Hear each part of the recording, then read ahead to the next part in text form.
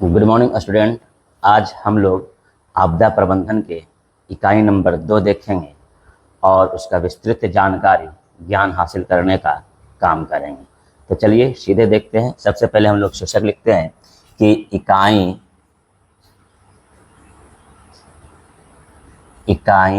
2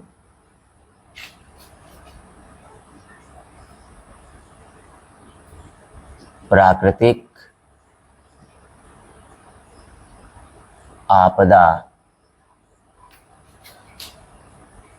एवं प्रबंधन। प्राकृतिक आपदा एवं प्रबंधन। बाढ़ तथा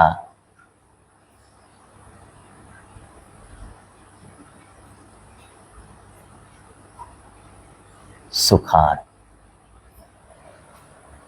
प्राकृतिक आपदा एवं प्रबंधन, बाढ़ तथा सुखाड़। चलिए समझिए। सबसे पहले हम लोग शीर्षक देखते हैं कि शीर्षक क्या कहता है। ठीक, अगर जैसे प्राकृतिक आपदा, तो प्राकृतिक आपदा किसको कहते हैं? आपदा के दो भाग में एक भाग आपको प्राकृतिक आपदा बताए थे और दूसरा भाग आपको मानव जनित आपदा बताए थे। तो इसमें प्राकृतिक आपदा के बारे में पढ़ना है। तो प्राकृतिक आपदा किसे कहते हैं? तो कहेंगे, इसका परिभाषा देंगे कि प्राकृतिक क्रियाकलापों के द्वारा अधिक जान माल की क्षति पहुंचना ही प्राकृतिक आपदा कहलाता है। फिर से आप समझिए कि प्राकृतिक क्रियाकलापों के द्वारा अधिक मात्रा में जान और माल की क्षति पहुंचना ही प्राकृतिक आपदा कहलाता है। प्राकृतिक आपदा के अंतर्गत हम एग्जाम्पल दिए थे भूकंप, बाढ़, सुखाड़, सुनामी, चक्रवात, हिमस्खलन, भूस्खलन, ओलावृष्टि इत्यादि। तो प्राकृतिक आपदा आप समझ गए। अब शीर्षक यहाँ देखिए, दूसरा शब्द आता है इसके अंतर्गत प्रबंधन। प्रबंधन का अर्थ क्या होता है? प्रबंधन का अर्थ होता है व्यवस्था करना। प्रबंधन का अर्थ होता है कि जो आपदा आ रही है और आपदा के पश्चात, यानी आपदा के पूर्व और आपदा के पश्चात आपको आपदाओं से लड़ने के लिए, उसका निराकरण करने के लिए आपके पास क्या प्लान है, आपके पास क्या योजनाएं हैं, आपके पास क्या नीतियां हैं, आप उन नीतियों को कारगर साबित करने के लिए आपके पास किस प्रकार की व्यवस्थाएं हैं। तो उन व्यवस्थाओं को ही हम क्या कहेंगे? प्रबंधन कहेंगे। तो क्लियर हो गया शब्द का अर्थ। अब इसके अंतर्गत आप देखिए कि प्राकृतिक आपदा एवं प्रबंधन के अंतर्गत हमें दो चीज पढ़ना है, एक है बाढ़ तथा दूसरा है सुखाड़। चलिए तो बारी बारी से देखेंगे। सबसे पहले आता है आपका बाढ़ की भूमिका। आप समझिए कि बाढ़ की भूमिका क्या है। बाढ़ हमारे देश में जो है, कई राज्य ऐसे हैं जो बाढ़ से हमेशा प्रतिवर्ष प्रभावित रहते हैं। और हमारा राज्य जो बिहार है, तो बिहार राज्य के कई जिले ऐसे भी हैं जो बाढ़ से हमेशा प्रभावित रहते हैं। आप समाचारों में, यानी टीवी में, अखबारों में, पत्र पत्रिकाओं में, न्यूज में आप हमेशा बाढ़ के विभीषिका और बाढ़ का भयावह तांडव स्थिति के बारे में सुर्खियों में पढ़ते होंगे या सुनते होंगे। ये जो बाढ़ है, यह एक प्राकृतिक आपदा है और बाढ़ की चपेट में जान और माल दोनों आ जाते हैं, जो नष्ट हो जाते हैं या वह क्षति हो जाते हैं। तो आप भूमिका के रूप में समझिए कि बाढ़ जो है वह किन स्थितियों को जन्म देने का काम करता है, विभिन्न प्रकार की परिस्थितियों को जन्म देने का क्या करता है? काम करता है। आपको यह जानना जरूरी हो जाएगा कि जैसे इसी के अंतर्गत हम कहें कि बिहार के कुछ जिले हैं, बिहार के कुछ ऐसे जिले हैं जो बाढ़ से प्रभावित है। तो इसी के अंतर्गत हम लिखेंगे बिहार से प्रभावित जिला। अब ये बिहार से प्रभावित जिला कौन कौन से हैं? जैसे मान लीजिए हम आपको लिखते हैं सीतामढ़ी। फिर आप दे सकते हैं मुजफ्फरपुर। फिर आप दे सकते हैं मधुबनी। मधुबनी। फिर आप दे सकते हैं पूर्वी चंपारण। तो ये कई ऐसे जिला हैं जो बिहार से प्रभावित जिला हैं, यानी बाढ़ से प्रभावित जिला होते हैं, और इन जिलों में बाढ़ हमेशा प्रभाव छोड़ने का काम करता है। तो आपको समझना होगा, सिर्फ ये 4 एग्जाम्पल दिए हैं, लेकिन इससे अधिकांश और जिले ऐसे हैं जो बाढ़ से सदैव प्रभावित रहने का काम करते हैं। जैसे अगर हम कहें कि भारत का उत्तरी बिहार जो है, यानी बिहार का उत्तरी भाग जो है, हमेशा बाढ़ से प्रभावित रहता है, और यही कारण है कि जब बाढ़ आते हैं तो इन बाढ़ की लपेट में जान और माल दोनों आ जाते हैं। चलिए, तो ये बिहार के संदर्भ में हम कुछ जिला के नाम देखें। अब हम एक देश का नाम देखते हैं जो विश्व में है। अब जैसे उस देश का नाम आपका क्या आता है? उस देश का नाम आता है बांग्लादेश। क्या आता है? बांग्लादेश। बांग्लादेश। चलिए अब इसको समझिए कि बांग्लादेश जो है यह बाढ़ का देश कहलाता है। बांग्लादेश जो है यह क्या कहलाता है? बाढ़ का देश कहलाता है। क्यों कहलाता है? बांग्लादेश जो है यह पाकिस्तान से कटकर एक नया देश के रूप में निर्माण हुआ था, और यह इसका निर्माण जो हुआ था वो 1971 ईस्वी में हुआ था। तो ये तो आप जानते हैं। तो बांग्लादेश जो है यह प्रतिवर्ष बाढ़ की चपेट से घिरा हुआ रहता है, अर्थात बांग्लादेश बाढ़ से हमेशा प्रभावित रहते हैं। यही कारण है कि बांग्लादेश को बाढ़ का देश कहा जाता है। बांग्लादेश में जो निवास करने वाले नागरिक होते हैं, जनता होते हैं, वह हमेशा बाढ़ से क्या करते हैं? लड़ाई करते हैं, संघर्ष करते हैं, प्रतिस्पर्धा करते हैं, क्योंकि उनका जनजीवन जो है वह बाढ़ के बीच से ही गुजरता है। इसलिए वो बाढ़ से लड़ना जानते हैं, बाढ़ से मुकाबला करना जानते हैं। उनके पास बाढ़ से निपटने के लिए अलग अलग व्यवस्थाएं होती हैं, प्रबंधन होती है, और वह आपदाओं से निजात पाने के लिए यह सभी तरीकों को अपनाते हैं। अर्थात बाढ़ को मात देने का काम बांग्लादेश के निवासी लोग करते हैं। अब जैसे बांग्लादेश में अगर बाढ़ आ गया तो फसल की बर्बादी हो गई, कई घर गिर जाते हैं, कई मंदिर गिर जाते हैं, मस्जिद गिर जाते हैं। उसके बाद फसल के घोर बर्बादी होने से भूमि का अपरदन हो जाता है, कटाव हो जाता है। तो यही कारण है कि बांग्लादेश हमेशा बाढ़ से प्रभावित देश माना जाता है। तो ये भी आप समझ गए कि बाढ़ की जो विभीषिका है यह बांग्लादेश के ऊपर क्या पड़ता है, बिहार राज्य पर क्या पड़ता है, बिहार के कौन कौन से जिले जो हैं वह बाढ़ की चपेट में आ जाते हैं, बिहार का कौन सा क्षेत्र है जो बाढ़ की लपेट में आ जाता है। जैसे हम आपको बताए कि उत्तरी बिहार हमेशा बाढ़ से क्या होता है? प्रभावित रहता है, और बाढ़ हमेशा उत्तरी बिहार को तबाह करने का काम करता है। लेकिन क्या हम बाढ़ से डर जाते? नहीं, उस पर विजय प्राप्त करने के लिए हमेशा संघर्षशील रहते हैं। तो ये भूमिका के रूप में आप समझ गए कि बाढ़ की भूमिका क्या होती है। चलिए अब आगे पॉइंट हम लोग देखते हैं, और वह पॉइंट आता है बाढ़ का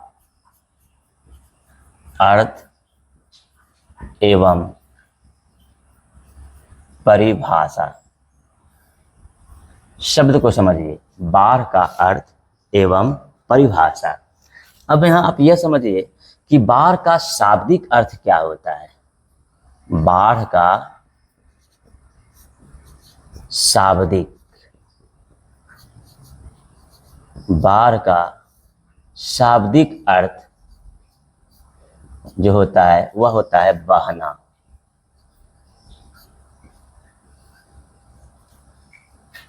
बाढ़ का शाब्दिक अर्थ होता है बहना। अब बहना क्या है? जल जो है, जल की जो धाराएं होती है वह क्या होती है? प्रवाहित होती है, बहती है।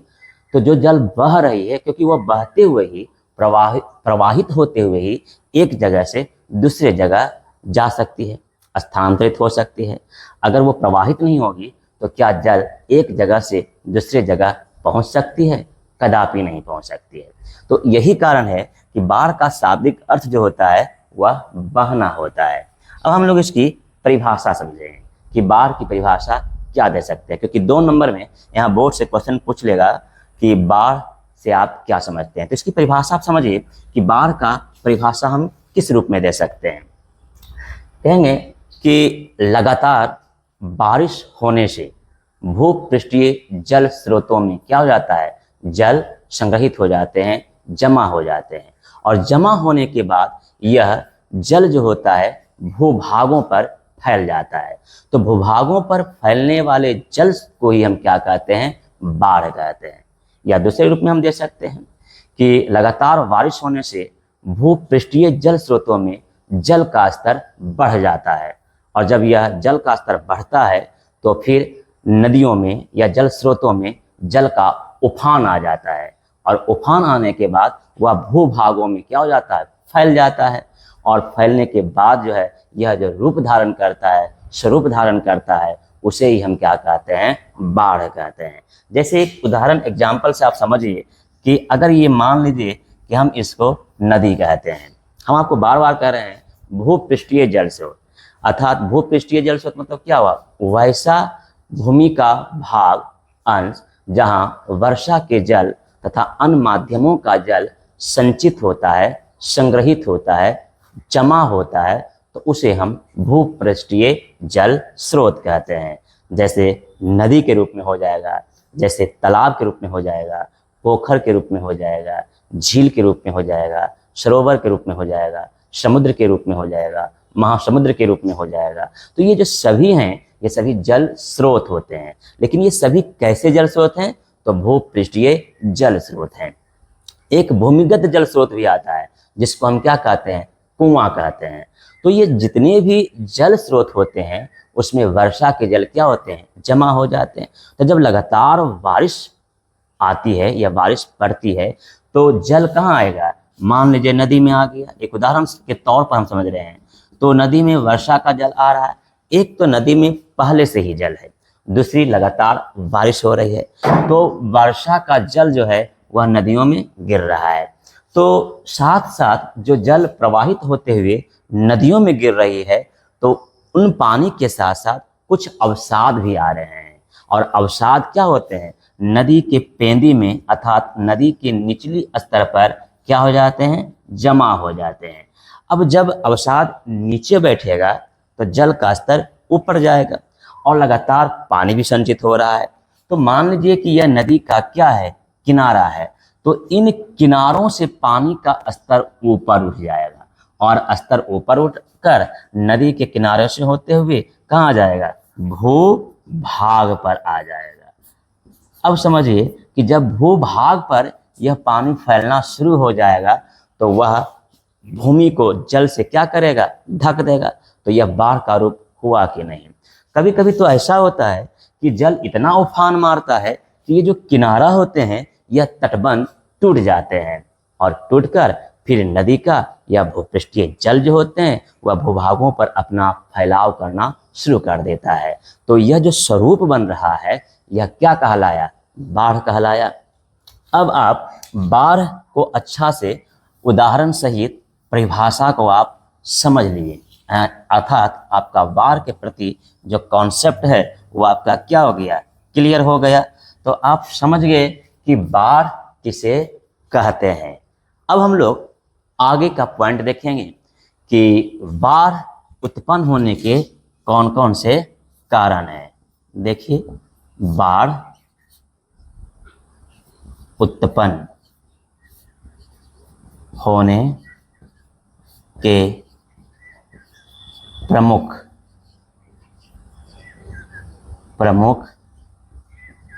कारण। बाढ़ उत्पन्न होने के प्रमुख कारण। चलिए तो पहला पॉइंट हम लोग देखते हैं। पहला पॉइंट है लगातार बारिश का होना। लगातार बारिश का होना। अब इसको समझिए। कहते हैं कि जब लगातार बारिश होनी शुरू हो जाती है, अर्थात मूसलाधार बारिश होना आरंभ हो जाती है और यह कई दिनों तक, कई घंटों तक चलते रहती है, तो लगातार बारिश होने से क्या होगा, जितने भी भूभाग हैं, जितने भी जल स्रोत हैं, उनमें जल क्या हो जाएगा, संचित होना शुरू हो जाएगा। और जब जल संचित होगा तो उन नदियों का जल का स्तर क्या होगा, धीरे धीरे ऊपर उठेगा। और जब ऊपर उठेगा तो अंत में क्या होगा, नदी के तटबंधों को कमजोर कर देगा, किनारों को कमजोर कर देगा और उसे तोड़कर गिरा देगा, जिसके कारण नदी का जल जो होता है वह क्या हो जाएगा, पानी भूभागों में फैलना शुरू हो जाएगा। तो इस प्रकार हम कह सकते हैं कि लगातार बारिश होने से भी बाढ़ का स्वरूप क्या होता है, बढ़ जाता है, या बाढ़ उत्पन्न होने का क्या बन जाते हैं, या कारण बन जाते हैं। चलिए दूसरा पॉइंट हम लोग देखते हैं। दूसरा पॉइंट आता है बांध का टूट जाना। अब बांध क्या है, हम लोग क्या करते हैं कि नदियों के जल का उपयोग करने के लिए उस पर बांध का निर्माण कर देते हैं, अर्थात बांध बना देते हैं। जैसे एक एग्जाम्पल देते हैं, मान लीजिए कि सतलज नदी है, तो सतलज नदी पर एक बांध बनाया गया और उस बांध का नाम क्या हो गया, भाखड़ा नांगल बांध। तो यह एक परियोजना हो गई, अर्थात उसमें जल जो संचित किए एक ही समय में कई लाभ उससे लेना शुरू कर देते हैं। तो उसी प्रकार से कई नदियों के ऊपर हम बांध का निर्माण कर देते हैं और जब बांध बन जाता है तो नदी क्या हो जाता है, बंध जाता है। तो जब नदियों में जल का संग्रह ज़्यादा हो जाता है, जमा हो जाता है, तो जल की धाराओं की जो गति होती है, उन गति के कारण बांधों के ऊपर दबाव बन जाता है और अंततः क्या होता है कि बांध धीरे धीरे कमज़ोर पड़ने शुरू हो जाते हैं। और जब उनका किनारा, तटबंध कमज़ोर हो जाता है तो फलस्वरूप क्या हो जाता है, वह टूट जाता है और फिर उसमें संचित जल जो होते हैं वह भूभागों पर फैलना शुरू हो जाता है। तो इस प्रकार हम कह सकते हैं कि बांध के टूट जाने से भी बाढ़ उत्पन्न हो जाते हैं या उत्पन्न होते हैं। चलिए अब तीसरा पॉइंट देखिए कि तीसरा पॉइंट क्या कह रहा है। आपका तीसरा पॉइंट जो होता है, यानी बाढ़ उत्पन्न होने के तीसरा पॉइंट जो होते हैं, आपका जल प्रबंधन की कमी होती है। तो चलिए देखिए, जल प्रबंधन, जल प्रबंधन की कमी। इस पॉइंट को पहले आप लोग समझिए कि जल प्रबंधन की कमी कैसे है। प्रबंधन मतलब आपको क्या बताए, व्यवस्था बताए। तो जल जो वर्षा हो रही है, उन वर्षा की जलों को आप कहाँ जमा करेंगे, जब तक आपके पास जल स्रोत नहीं होंगे। तो जल स्रोत का अभाव हो जाता है, यानी आजकल आप लोग देख रहे हैं नदी, तालाब, पोखर ये सब बहुत कम दिखाई दे रहे हैं। तो वर्षा का पानी कहाँ जमा होगा, संचित नहीं हो सकता है ना। तो जल जब संचित नहीं होगा तो भूभाग पर ही फैलेगा, तो वह बाढ़ को जन्म ही देगा। तो इसीलिए पॉइंट लिखा गया कि जल प्रबंधन की कमी के कारण जो है वह बाढ़ उत्पन्न होने का कारण बनता है। चलिए हम लोग नेक्स्ट पॉइंट की ओर देखते हैं कि अगला पॉइंट इसमें, यानी बाढ़ उत्पन्न होने के और कौन कौन से आपके रीजन आ जाते हैं। जैसे अगला पॉइंट हम लोग देखते हैं, वनों की कटाई। चलिए देखिए चौथा पॉइंट, वनों की कटाई। चलिए इसको समझिए, क्या है वनों की कटाई। जैसे जैसे मानव की आबादी बढ़ती जा रही है, जनसंख्या वृद्धि होते जा रही है, तो उनकी आवश्यकताओं की मांग भी बढ़ती जा रही है और उन आवश्यकताओं की पूर्ति करने के लिए हम लोग क्या कर रहे हैं, पेड़ पौधों को धड़ल्ले से काटते जा रहे हैं। यानी पेड़ पौधों की अंधाधुंध कटाई किया जा रहा है। अब इसके कारण क्या होता है कि वन यानी पेड़ पौधे के कट जाने से मृदा का क्या होता है, अपरदन होता है।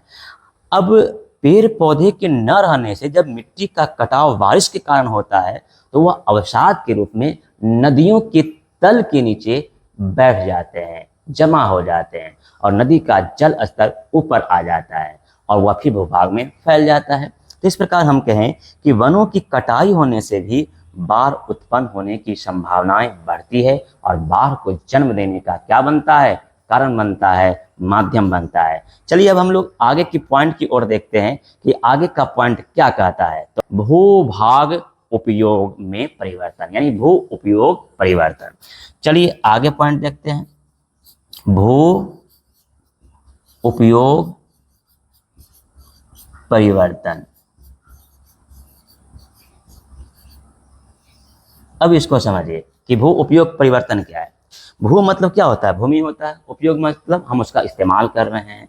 फिर देखिए परिवर्तन, भूमि को बिना सोचे समझे आप जैसे तैसे उसका उपयोग करते हैं। इसका नतीजा होता है कि हम प्राकृतिक आपदाओं की चपेट में आ जाते हैं। जैसे आबादी बढ़ने के कारण क्या हो रहा है कि भूमि का उपयोग आप कल कारखानों के रूप में कर रहे हैं, उद्योग स्थापित करने के रूप में कर रहे हैं, फसलों के अधिक उत्पादन करने के रूप में कर रहे हैं। तो ये नदी स्रोतों को आप क्या कर रहे हैं, भरने का काम कर रहे हैं, क्योंकि उस पर आप घर बनाइएगा। तो इस कारण से जो भूमि उपयोग का परिवर्तन हो रहा है, यह भी आपका बाढ़ को जन्म देने का क्या बन रहा है, कारण बन रहा है। तो ये पॉइंट आप लोग देख रहे हैं कि बाढ़ कैसे धीरे धीरे उत्पन्न हो रहे हैं। तो बाढ़ उत्पन्न होने के कई सारे रीजन होते हैं और उन रीजनों में फिर आता है नदियों में अवसाद का जमा होना। चलिए देखिए कि नदियों में अवसाद कैसे जमा होते हैं। तो छठा पॉइंट हम लोग देख सकते हैं, नदियों में अवसाद का जमा होना। अब आप ये समझिए अवसाद मतलब क्या होता है। अवसाद का अर्थ होता है मिट्टी के अपशिष्ट पदार्थ, यानी मिट्टी का शेष भाग जो होता है, जीव जंतुओं का शेष भाग जो होता है, खनिज कण जो होते हैं उसका भाग होता है। यानी अपशिष्ट पदार्थ जो होते हैं वह वर्षा के पानी के साथ बहते हुए नदियों में गिर जाते हैं और फिर नदियों के जल स्तर को ऊपर उठाना शुरू कर देते हैं। तो इस प्रकार नदियों में अवसाद का जमा होने से भी बाढ़ जैसी समस्याएं क्या होती है, जन्म लेती है। चलिए अब हम लोग अगला पॉइंट देखते हैं, सातवां पॉइंट देखते हैं। अब जैसे सातवें पॉइंट के बाढ़ के कई रीजन होते हैं और उन बाढ़ के रीजनों में कई परिवर्तन आते हैं। जैसे मान लीजिए कि जलवायु परिवर्तन। चलिए सातवां पॉइंट हम लोग देखते हैं, जलवायु परिवर्तन। अब ये जलवायु परिवर्तन क्या है, इसको समझिए। जलवायु परिवर्तन के कारण क्या होता है कि मानसून अनिश्चित हो जाते हैं। कभी बारिश आती है, कभी बारिश नहीं आती है। बारिश आती है तो लगातार बारिश आनी शुरू हो जाती है।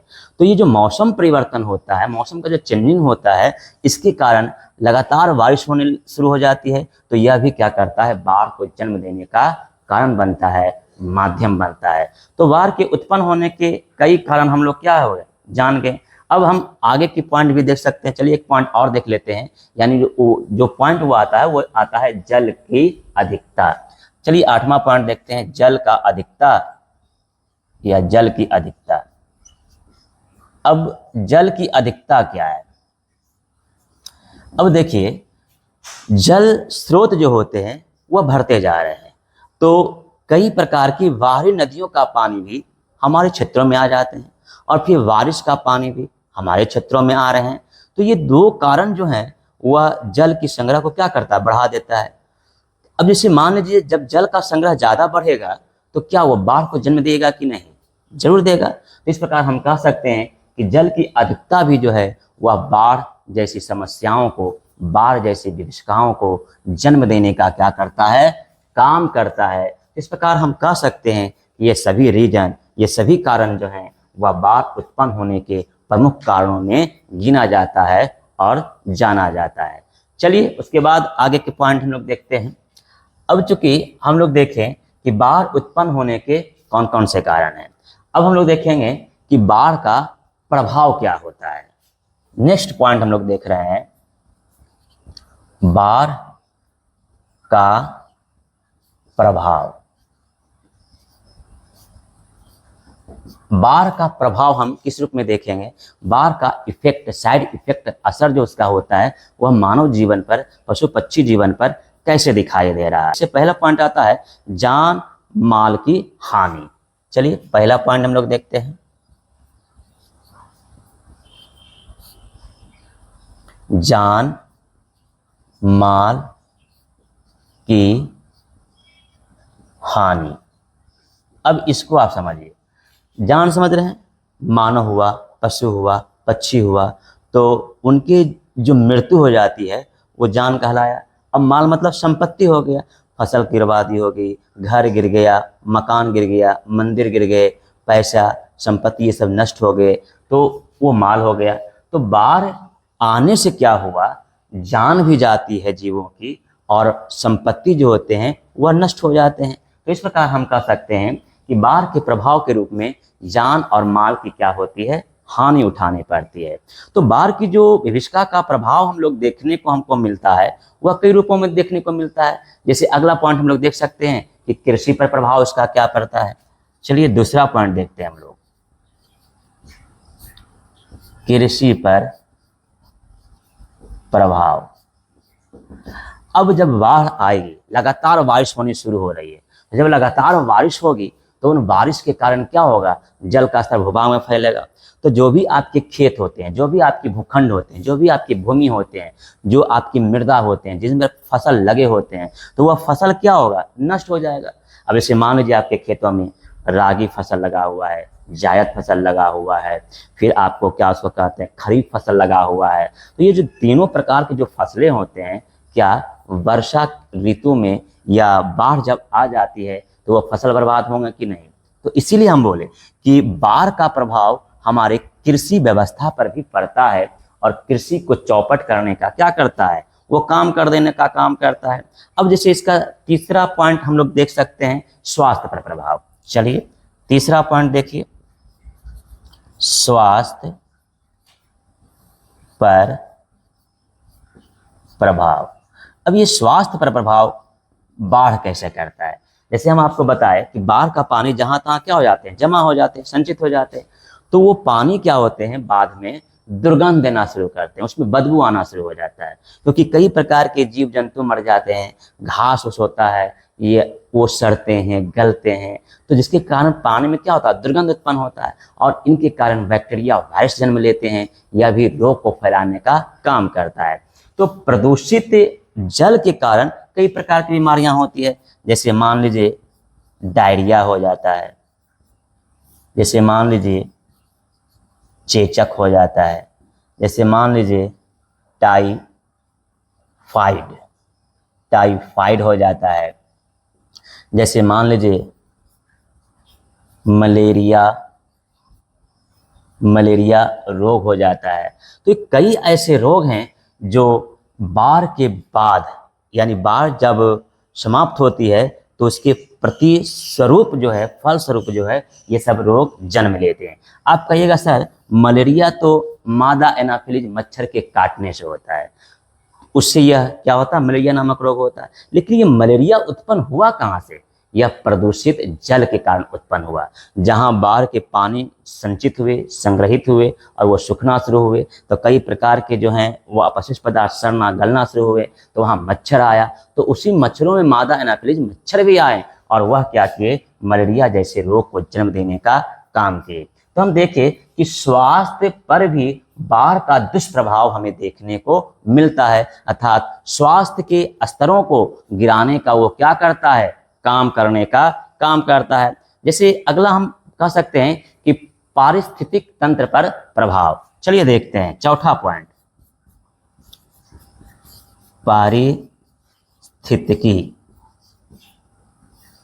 पारिस्थितिकी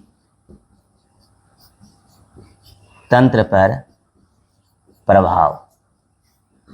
अब ये समझिए कि ये जो पारिस्थितिकी तंत्र क्या है, 2 नंबर में क्वेश्चन यहां से बनता है। तो कहेंगे कि एक वैज्ञानिक थे जिनको हम पारिस्थितिकी तंत्र का जनक कहते हैं। उनका नाम था A.G. टांसले। तो A.G. टांसले के द्वारा पारिस्थितिकी तंत्र की परिभाषा दी गई। परिभाषा क्या दी गई कि विज्ञान की वह शाखा जिसके अंतर्गत जीव और वातावरण के बीच संबंधों का अध्ययन किया जाता है, तो उसे हम पारिस्थितिकी तंत्र कहते हैं। तो ये पारिस्थितिकी तंत्र भी बाढ़ से प्रभावित होता है।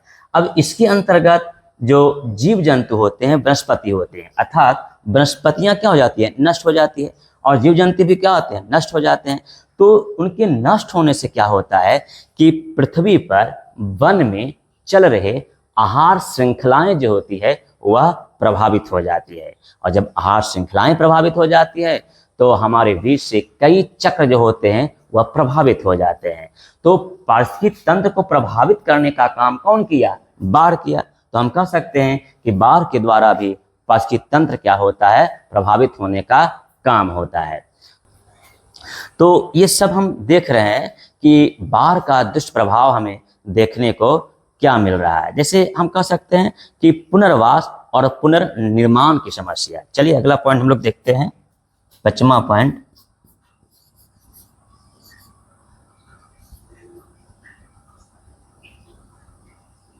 पुनर्वास। पुनर्वास एवं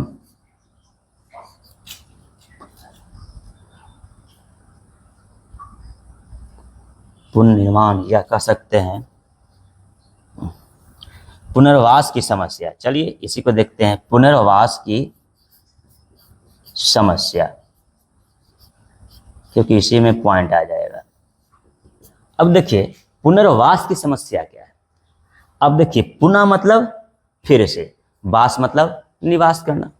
यानी जब बाढ़ के कारण जिनका घर गिर जाता है, जिनका मकान ढह जाता है, प्रवाहित हो जाता है, तो क्या वो इतने सक्षम हैं कि फिर से वो मकान बना सकते हैं, वह फिर से अपना घर बना सकते हैं और अपना जीवन यापन करने में सामर्थ्य हो सकते हैं?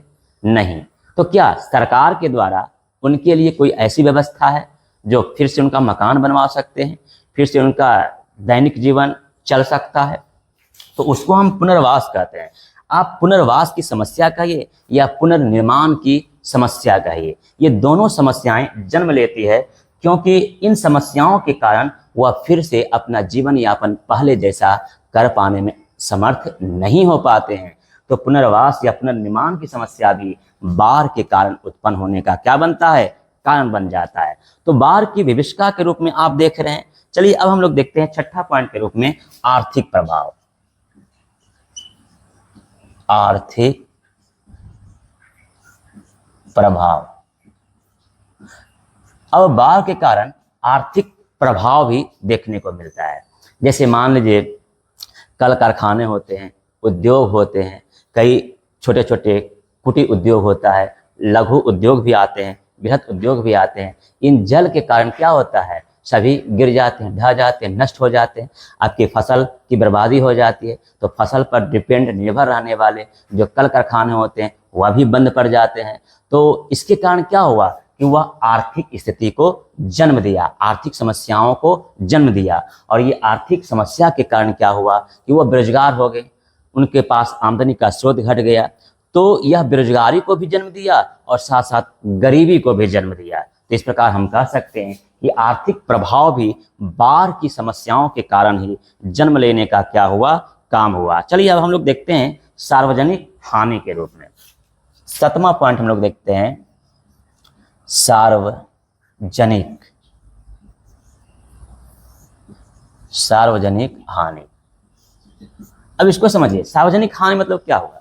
सार्वजनिक हानि का अर्थ हुआ कि वैसे क्षेत्र या वैसे साधन, वैसे माध्यम जो सबके लिए जरूरी है। जैसे मान लीजिए कि ये सार्वजनिक हानि के रूप में आपका रेल क्षेत्र जो होते हैं वह बाधित हो जाते हैं, सड़क क्षेत्र बाधित हो जाते हैं, वायुयान क्षेत्र बाधित हो जाते हैं, आपकी बैंकिंग व्यवस्था बाधित हो जाती है, शिक्षण संस्थान बंद पड़ जाते हैं, फिर मान लीजिए इलाज कराने वाले जो स्वास्थ्य केंद्र अस्पताल होते हैं वह भी बाधित हो जाते हैं। तो कई ऐसे कारण हैं, कई ऐसे रीजन हैं जो आपके सार्वजनिक क्षेत्र के अंतर्गत आते हैं और बाढ़ जो है इन सार्वजनिक क्षेत्रों को भी अपनी चपेट में ले लेता है, अपनी लपेट में ले लेता है और उसे प्रभावित करने का काम करता है, जिससे जनजीवन काफी क्या होते हैं, प्रभावित होने का काम करता है। तो हम कई रूपों में देख रहे हैं कि बाढ़ की कई समस्याओं का प्रभाव देखने को आपको मिलता है। चलिए, जब हम बाढ़ के प्रभाव को देखें तो अब हम लोग देखते हैं बाढ़ से बचाव के उपाय। बाढ़ से बचाव के उपाय। अब देखिए, बचाव मतलब क्या हुआ कि बचाना हमको है और उपाय मतलब प्रबंधन आपका करना है। तो ऐसे भी आपसे क्वेश्चन पूछ देगा कि बाढ़ से बचाव के आपके पास क्या प्रबंधन हो सकते हैं, या बाढ़ से निजात पाने के लिए आपके पास क्या तैयारी हो सकती है। ये भी आपसे घुमा कर 2 नंबर क्वेश्चन पूछ सकता है। तो एक एक चीज हम लोग देखते जाएंगे कि बाढ़ से बचाव के उपाय में सबसे पहला पॉइंट क्या आता है। सबसे पहला पॉइंट आता है जल प्रबंधन। जल प्रबंधन। अब इसको आप समझिए कि जल प्रबंधन क्या है। कहेंगे कि वर्षा की जलों को संचय करना, जमा करने की जो व्यवस्था की जाती है उसे हम जल प्रबंधन कहते हैं। अब जल प्रबंधन के रूप में आप क्या कर सकते हैं, नदी, पोखर, तालाब, कुआं, झील, सरोवर, ये सभी क्षेत्रों को आपको बढ़ावा देना होगा, आपको निर्माण करना होगा, ताकि वर्षा के पानी को हम क्या कर सकते हैं, संचय कर सकते हैं, जमा कर सकते हैं और उसे भूभागों तक फैलने से रोक सकते हैं। अगर ये आप उपाय करते हैं, वर्षा जल प्रबंधन की कला को डेवलप करते हैं, विकसित करते हैं, तो आप बाढ़ से क्या हो सकते हैं, बच सकते हैं। बाढ़ आपको हानि पहुंचाने का काम नहीं कर सकता है। चलिए, दूसरा पॉइंट हम लोग देखते हैं, नदियों के तटबंध को मजबूत बनाकर। मजबूत बनाकर। अब इसको आप समझिए, जो नदी होते हैं, और तट मतलब क्या होता है, किनारा। तो नदियों के जो तट होते हैं, किनारे होते हैं, उसको आपको मजबूत बनाना होगा। कैसे आप मजबूत बनाइएगा, कंक्रीट पत्थर से बनाइएगा, सीमेंट रहेगा, बालू रहेगा, छड़ रहेगा। अगर हम इन सारे साधनों का उपयोग करते हुए नदियों के तटबंधों को मजबूत करते हैं तो फिर वह कमजोर नहीं होगा और वह टूटेगा नहीं। तो नदियों का पानी वह संचित होगा, जमा होगा, संग्रहित हो जाएगा। तो इस प्रकार से हम कह सकते हैं कि नदियों के तटबंध को मजबूती प्रदान कर कर हम वर्षा की जलों को क्या कर सकते हैं, संग्रहित कर सकते हैं, जमा कर सकते हैं। तो आप देखें कि नदियों के तटबंध को कैसे मजबूत करना है। चलिए, तीसरा पॉइंट हम लोग चलते हैं, और तीसरा पॉइंट है बांध बनाकर। बांध बनाकर अर्थात ये कह रहा है कि नदियों के ऊपर हमें बांध बनाना होगा। जब हम बांध बनाएंगे तो वर्षा के जलों को हम संचित कर सकते हैं, जमा कर सकते हैं, और फिर वह बाढ़ का विकराल रूप धारण नहीं कर सकता है। तो इस प्रकार से भी हम बाढ़ से बचाव के उपाय कर सकते हैं। आपका चौथा पॉइंट आ जाता है वृक्षारोपण। वृक्षारोपण। अब इस वृक्षारोपण का अर्थ क्या हुआ, कहता है अधिक से अधिक पेड़ पौधा लगाना ही वृक्षारोपण कहलाता है। क्योंकि अगर पेड़ पौधा हम लगाएंगे तो इससे क्या होगा कि मिट्टी का कटाव नहीं होगा, मृदा अपरदन नहीं होगा। तो मिट्टी कट कर नदियों के या अन्य जल स्रोतों में वह संचित नहीं होगा, जमा नहीं होगा अवसाद के रूप में, जिससे जल का स्तर ऊपर नहीं बढ़ेगा और वह भूभाग में नहीं फैलेगा। अर्थात मिट्टी को काटने से रोकने के लिए ही क्या किया जाता है, वृक्षारोपण किया जाता है। आप अधिक से अधिक पेड़ पौधा लगाइए, और उन पेड़ पौधा को लगाने से ही क्या होता है कि मिट्टी के कटाव को रोकने का काम कर सकता है। अतः इस प्रकार हम कह सकते हैं कि वृक्षारोपण जो है यह आपको बाढ़ से बचाव का उपाय करने का काम करता है। चलिए, अगला पॉइंट देखते हैं, सूचना तंत्र को मजबूत बनाकर। सूचना तंत्र को मजबूत बनाकर।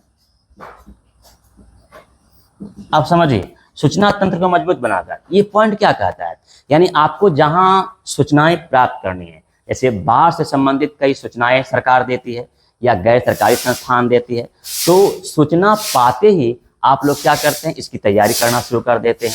अब सूचना कई स्तरों पर हो सकती है। एक तो अगर आप गांव में रहते हैं तो ग्राम पंचायतों के द्वारा सूचना दी जाती है, आप प्रखंड स्तर पर हैं तो प्रखंड के द्वारा सूचना दी जाती है, आप जिला स्तर पर हैं तो जिला स्तरीय सूचना दी जाती है, और नहीं तो फिर राज्य सरकार और केंद्र सरकार बाढ़ से संबंधित समय समय पर आपको सूचनाएं प्रदान करते रहती है। उन्हीं सूचनाओं के आधार पर आप बाढ़ से बचाव की तैयारी करने में क्या होते हैं, जुट जाते हैं। तो सूचना तंत्र आपको मजबूत होना चाहिए, सूचना तंत्र आपका मजबूत होना चाहिए, और इन्हीं मजबूती के साथ जो है आप क्या कर सकते हैं, आगे बढ़ सकते हैं। तो अब अगला पॉइंट हम लोग देखते हैं, छठा पॉइंट,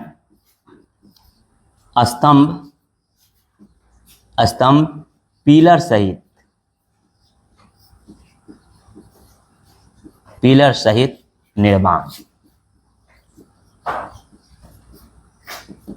ये स्तंभ पिलर सहित निर्माण क्या हुआ, कहने का अभिप्राय है कि अगर आप मकान बनाते हैं, अगर आप नदी के किनारा बनाते हैं या कई अन्य संस्थाओं का निर्माण करते हैं, तो उसकी नींव पिलर पर होनी चाहिए, जिसके कारण उसका जो शाखाएं हैं, उनकी जो दीवारें हैं, वो जो भवन है वह मजबूत हो सकता है। और इन्हीं की मजबूती के आधार पर जब बाढ़ आएगी तो वह मकान गिरने का काम नहीं होगा, जल की प्रवाह में वह बहेगा नहीं, रुकेगा। तो इस प्रकार से हम अपने परिवार को और जीव जंतुओं को भी बचाने का काम कर सकते हैं। तो ये कई आधार हैं, ये कई साधन होते हैं जो बाढ़ से बचाव को क्या करता है, बचाने का काम करता है। चलिए अब अगला पॉइंट हम लोग देखते हैं, सातवां पॉइंट, नदियों से मकान की दूरी। अब ये समझिए कि नदियों से मकान की दूरी कितनी होनी चाहिए। तो इसमें आप एक शब्द का यूज कर सकते हैं, लगभग। लगभग का अर्थ हुआ 250 मीटर। 250 मीटर दूरी होनी चाहिए, किससे, नदियों से।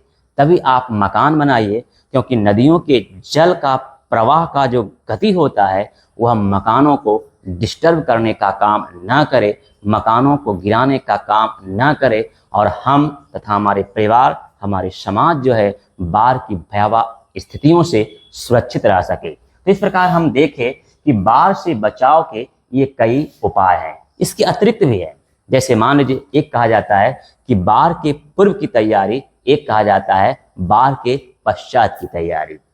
इसके अतिरिक्त बाढ़ से पूर्व आपको सभी लोगों को गांव-गांव जाकर तैराकी का प्रशिक्षण देना होगा। अगर वो लोग तैरने के लिए सीखेंगे तो फिर बाढ़ से खुद को और दूसरों को भी बचाने का वो क्या करेंगे, काम कर सकते हैं। तो ये सबसे महत्वपूर्ण चीज़ होती है। बाढ़ आने से पहले आपको चूड़ा, गुड़, सूखा खाद्य पदार्थों की व्यवस्था कर लेनी चाहिए, ताकि आप उन समस्याओं से, जो भोजन संबंधित समस्याएं जन्म लेगी, आप उससे निजात पा सकते हैं। साथ में आपके पास वाटर प्रूफ थैला होना चाहिए। उस थैले में आपके पास रस्सी होना चाहिए, टॉर्च होनी चाहिए, डिटॉल होनी चाहिए, रुई होनी चाहिए। ये सब व्यवस्था, खाने वाले कुछ सूखा पदार्थ होना चाहिए, ताकि बाढ़ जैसी आपदाओं के समय आपको यह काम दे सके। साथ ही साथ आपके पास एक छोटी छड़ी होनी चाहिए, जो रास्ते ढूंढने में, जल स्रोतों की गहराई मापने में आप उसका इस्तेमाल कर सकते हैं। अब समझिए कि जब बाढ़ आ जाती है तो इसके पश्चात विशेषकर क्या तैयारी करनी होगी। तो इसकी तैयारी करनी यह होगी कि जब बाढ़ का पानी सूखता है तो वो सड़ता है, तो इसके लिए आपको DDT का प्रयोग करना होगा, DDT का छिड़काव करना होगा, जिससे अन्य प्रकार के रोग उत्पन्न करने वाले जीवों को वो क्या करे, कंट्रोल करने का काम करे। उस समय आपको क्या करना पड़ेगा, शुष्क गर्म पानी और शुष्क गर्म भोजन ग्रहण पड़ना होगा। और इन भोजन ग्रहण करने के बाद आप क्या करना पड़ेगा, जल को ब्लीचिंग पाउडर से, या कह सकते हैं कि क्लोरीन से उसको शुद्धिकरण करना होगा, तब आपको उसको पीने का काम कीजिए। तो इस तरह से अगर आप व्यवस्थाएं करते हैं, और जब बाढ़ से ज़्यादा प्रभावित होता है तो इसका प्राथमिक ट्रीटमेंट करने का काम करना चाहिए, प्राथमिक उपचार करने का काम करना चाहिए और प्राथमिक उपचार के बाद ही उसे अस्पताल में भर्ती कराने का काम करना चाहिए। अगर आप इस तरह से करते हैं, सामुदायिक सहभागिता, सामाजिक सहभागिता और एकता बनाकर अगर आप रहते हैं, भेदभाव दूर रखकर अगर आप मिलजुल कर रहते हैं, तो बाढ़ जैसी आपदाओं से आप मुकाबला कर सकते हैं और उसे हरा सकते हैं तथा जीवन की रेस में आप आगे बढ़ने का काम कर सकते हैं। तो देखते आए हम लोग बाढ़ के बारे में, विस्तृत जानकारी प्राप्त किए कि किस तरह से कैसे होता है। अब थोड़ा सा एक उदाहरण आपको एग्जाम्पल दे देते हैं, क्योंकि बोर्ड जो है पूर्ण रूप से इसको साफ किया गया। आपको यह देखना होगा कि बिहार में बाढ़ जो है वह कितना तांडव का खेल खेला था। याद कीजिए, पहला जो चैप्टर आपदा का हमने वीडियो बनाया था उसमें आपको बताए थे कि कौन कौन से आपदाएं कब कब किन किन राज्यों में और राष्ट्रीय स्तर पर तथा राज्य स्तर पर वह अपना जो है विभीषिका का परिणाम दिखाने का काम किया था। तो थोड़ा सा एक फिर से उसी चीज़ को हम पुनरावृत्ति कर देते हैं पिछले चैप्टर का, कि बिहार में जो बाढ़ आई थी वह 2008 में आई थी, और यह 2008 में जो बिहार में बाढ़ आई थी वह कहाँ से उत्पन्न हुआ था। तो आप समझिए कि भारत और नेपाल की सीमाओं पर जो है एक कोसी नदी थी, यानी हनुमान नगर के पास कोसी नदी थी, और उसी कोसी नदी यानी कह सकते हैं कि कुशहा के पास वह कोसी नदी के तटबंध टूट गई थी और उसका जल स्तर उफान पर आ गया था, और वह जो नदी है वह अपना जल मार्ग को क्या किया, बदल लिया, यानी रास्ता परिवर्तन कर लिया। क्योंकि कोसी नदी जो होती है वह मार्ग परिवर्तन करने के लिए भी विख्यात है, प्रसिद्ध है।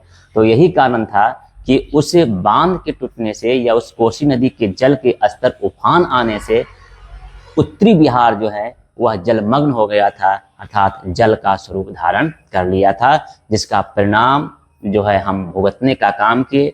बाढ़ का क्या हानि होता है वो हम पढ़ा चुके हैं। तो इस प्रकार हम कह सकते हैं कि बिहार राज्य का उत्तरी भाग बाढ़ से प्रभावित है और बिहार का दक्षिणी भाग जो है वह सुखाड़ से प्रभावित है। तो चलिए अब देखिए कि इसमें हम लोग यानी प्राकृतिक आपदा प्रबंधन में हम बाढ़ के बारे में विस्तृत जानकारी हासिल किए। अब इसमें दूसरा भाग है सुखाड़, जो सुखाड़ के बारे में जानेंगे। तो शुरू करते हैं। अब आप देखिए यहाँ से कि सबसे पहले जानिए सुखाड़। सुखाड़ इसी को हम दूसरी भाषा में कह सकते हैं, दूसरे शब्द का यूज कर सकते हैं, सूखा। सूखा का अर्थ एवं परिभाषा, इसको समझना होगा। अब यह देखिए कि सूखा या सुखाड़ का शाब्दिक अर्थ क्या होता है। तो इसका शाब्दिक अर्थ जो होता है वह क्या होता है, सूखना। ध्यान दीजिए, सुखाड़ का शाब्दिक अर्थ जो होता है वह होता है सूखना। तो शाब्दिक अर्थ अगर आप समझ जाते हैं तो उसकी परिभाषा को आपको समझने में और आसानी हो जाती है। तो चलिए देखते हैं कि सूखा किसे कहते हैं या सुखाड़ से आप क्या समझते हैं, सूखा को आप कैसे परिभाषित कर सकते हैं। तो इसका परिभाषा देंगे कि बारिश का ना होना, ध्यान समझिएगा, बारिश का ना होना या बारिश का कम होना, या कह सकते हैं कि बारिश के कम होने से भूपृष्ठीय जल स्रोतों का अभाव हो जाता है, कमी हो जाती है, और इससे जो समस्याएं उत्पन्न होती है उसे ही हम सूखा कहते हैं या सुखाड़ कहते हैं। इसकी दूसरी परिभाषा भी हम दे सकते हैं कि वार्षिक औसत वर्षा जब 25 सेंटीमीटर से कम हो, जब वार्षिक औसत वर्षा 25 सेंटीमीटर से कम हो, तो इससे उत्पन्न संकट या स्थिति को ही हम क्या कहेंगे, सुखाड़ कहेंगे या सूखा कहेंगे। तो सुखाड़ या सूखा की परिभाषा आप समझ गए। अब देखिए कि ये जो सूखा है वह भारत में कब कब आया है ना। चलिए तो हम लोग देखते हैं कि सूखा वर्ष कब से कब तक आया। तो सबसे पहले हम देखते हैं 19वीं शताब्दी। ध्यान दीजिए, 19वीं शताब्दी के अंतर्गत 19वीं शताब्दी के अंतर्गत 2 वर्ष आते हैं। तो पहला वर्ष जो आया वो आपका कब आता है? 1877 ईस्वी में। ठीक, तो चलिए पहला हम लोग देखते हैं 1877 ईस्वी में। और दूसरा वर्ष जो आता है वो आपका आता है 1899 ईस्वी में। ध्यान दीजिए, एक आया 1877 ईस्वी में, दूसरा आया 1899 ईस्वी में। अब हम लोग दूसरे भाग के रूप में देखते हैं और वो आपका आता है 20वीं शताब्दी। 20वीं शताब्दी के अंतर्गत। अब ध्यान दीजिए, 20वीं शताब्दी के अंतर्गत भी कुछ वर्ष आते हैं और वो आते हैं 1918 ईस्वी और फिर आते हैं 1966 ईस्वी। तो इसको लिखेंगे 1918 ईस्वी और दूसरा जो आया 1966 ईस्वी। ध्यान दीजिए, यानी 20वीं शताब्दी के अंतर्गत 1918 ईस्वी आता है और फिर 1966 ईस्वी आता है। और 20वीं शताब्दी के अंतर्गत हम लोग 3 ईस्वी सन देख रहे हैं। तो पहला है 1918 ईस्वी जो बताए आपको, दूसरा बताए 1966 ईस्वी और तीसरा जो आपको बता रहे हैं वो आपका आता है 1987 ईस्वी। तो अब ध्यान दीजिए, 19वीं शताब्दी के अंतर्गत जो सूखा वर्ष पड़ा था या सुखाड़ आया था वो आया था 1877 ईस्वी, दूसरा था 1899 ईस्वी। लेकिन 20वीं शताब्दी के अंतर्गत जो भारत में सुखाड़ वर्ष कहते हैं या सूखा वर्ष कहते हैं वह था 1918 ईस्वी, फिर आया 1966 ईस्वी और फिर आया 1987 ईस्वी। तो ये 3 ईस्वी सन थे जो 20वीं शताब्दी के अंतर्गत आते हैं। तो यहाँ तक आप लोग को दिक्कत नहीं आनी चाहिए। सबसे पहले तो हम सुखाड़ और सूखा का अर्थ बताए शाब्दिक अर्थ, फिर हम आपको सूखा एवं सुखाड़ की परिभाषा बताए और फिर बताए कि कौन सी शताब्दी जो है वह सुखाड़ शताब्दी है या उसके अंतर्गत सूखा वर्ष आते हैं। तो इस तरह से हम भूमिका के रूप में भी सुखाड़ या सूखा के बारे में समझने का क्या किए, प्रयास किए। चलिए अब अगला टॉपिक हम लोग आते हैं, अगले पॉइंट के आते हैं और उसका अर्थ होता है, क्या होता है सूखा या सुखाड़ उत्पन्न होने के कारण आते हैं। चलिए अब यही हम लोग देखते हैं।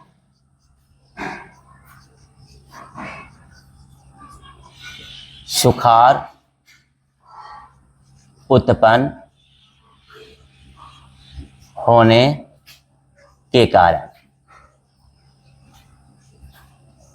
अब ध्यान दीजिए, सुखाड़ उत्पन्न होने के कौन कौन से कारण हो सकते हैं ये आपको समझना पड़ेगा। तो सुखाड़ उत्पन्न किन कारणों से होता है? सबसे पहले तो आपका हो जाएगा कि वर्षा की कमी होने से होता है। तो पहला पॉइंट आप देंगे यहाँ, वर्षा की कमी। अब इसको आप समझिए, अगर मानसून के आधार पर वर्षा नहीं होती है तो जब वर्षा नहीं होगी तो भूपृष्ठीय जल संचित हो पाएगा? नहीं हो पाएगा। तो जल की क्या हो जाएगी? घोर कमी हो जाएगी। और जब जल की घोर कमी हो जाएगी तब बताइए क्या खेती हम लोग आप लोग कर पाएंगे? नहीं कर पाएंगे।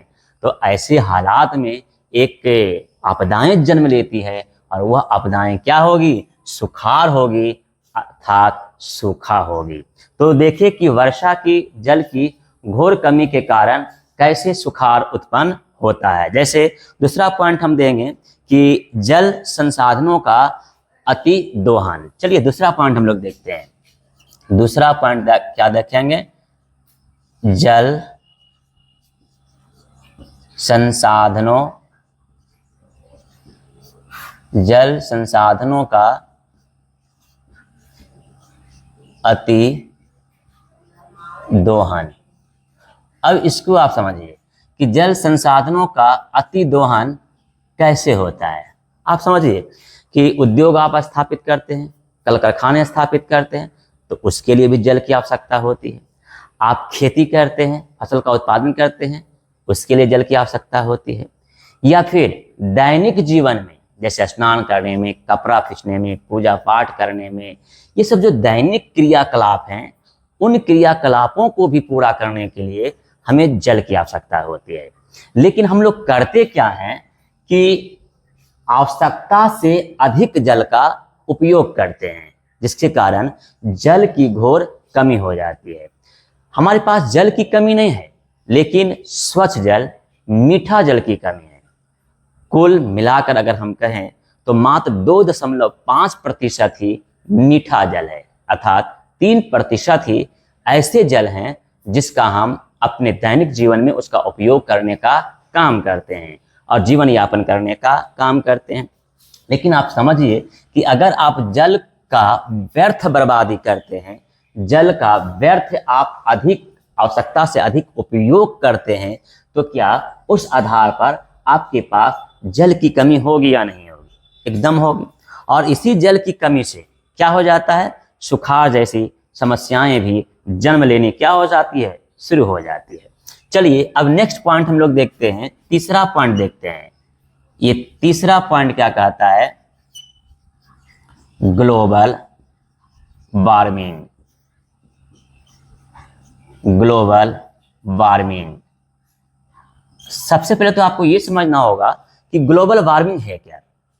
इसकी परिभाषा देंगे कि अंतर्राष्ट्रीय स्तरों पर पृथ्वी का अत्यधिक गर्म होना और उसकी चर्चा परिचर्चा अंतर्राष्ट्रीय स्तरों पर की जाती है, तो इस स्थिति को ही, परिस्थिति को ही हम क्या कहते हैं, ग्लोबल वार्मिंग कहते हैं।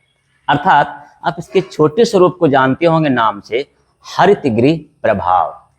पृथ्वी का अत्यधिक गर्म होना ही हरितगृह प्रभाव कहलाता है। तो आप यह समझिए कि ग्लोबल वार्मिंग के कारण क्या होती है। तो ग्लोबल वार्मिंग के कारण जो होता है, जब पृथ्वी का टेम्परेचर ज़्यादा बढ़ेगा तो मानसून क्या होगी, अनिश्चित हो जाएगी, यानी समय पर मानसून नहीं आएगी। और ऐसे हालात में फिर हमारे पास एक प्राकृतिक आपदाएं उत्पन्न होगी, और वह प्राकृतिक आपदा क्या होगी, सुखाड़ होगा, या फिर क्या होगा, सूखा होगा। यानी सुखाड़ को ही हम लोग क्या कहते हैं, सूखा कहते हैं। अब इस आधार पर आप समझ गए कि कैसे ग्लोबल वार्मिंग जो है सुखाड़ उत्पन्न करता है। चलिए अब चौथा पॉइंट हम लोग देखते हैं, और चौथा पॉइंट के आधार पर हम लोग क्या देखेंगे, वनों की कटाई। वनों की कटाई। अब आप ये समझिए कि ये जो पेड़ पौधे होते हैं, ये क्या करते हैं, पेड़ पौधे मानसून लाने का काम करते हैं। इन्हीं पेड़ पौधों के कारण जो है क्या होती है, वर्षा होती है। अगर पेड़ पौधे नहीं होंगे तो क्या मानसून आएगी, नहीं आएगी। और जब मानसून नहीं आएगी तो वर्षा होगी, नहीं होगी। और जब वर्षा नहीं होगी तो क्या हमारे पास जल अधिक मात्राओं में संचित रह पाएगा, नहीं रह पाएगा। तो यही कारण है कि पेड़ की जो अंधाधुंध कटाई हो रहा है, पेड़ पौधों को जो नष्ट किया जा रहा है, इससे मानसून प्रभावित होता है, बारिश समय पर नहीं होती है, और फिर जल की घोर कमी हो जाती है। तो इस प्रकार हम कह सकते हैं कि वनों की अंधाधुंध कटाई होने से भी सुखाड़ अथवा सूखा जैसी समस्याओं को जन्म देने का क्या करता है, काम करता है। अब अगला पॉइंट जो आता है वो आता है जल का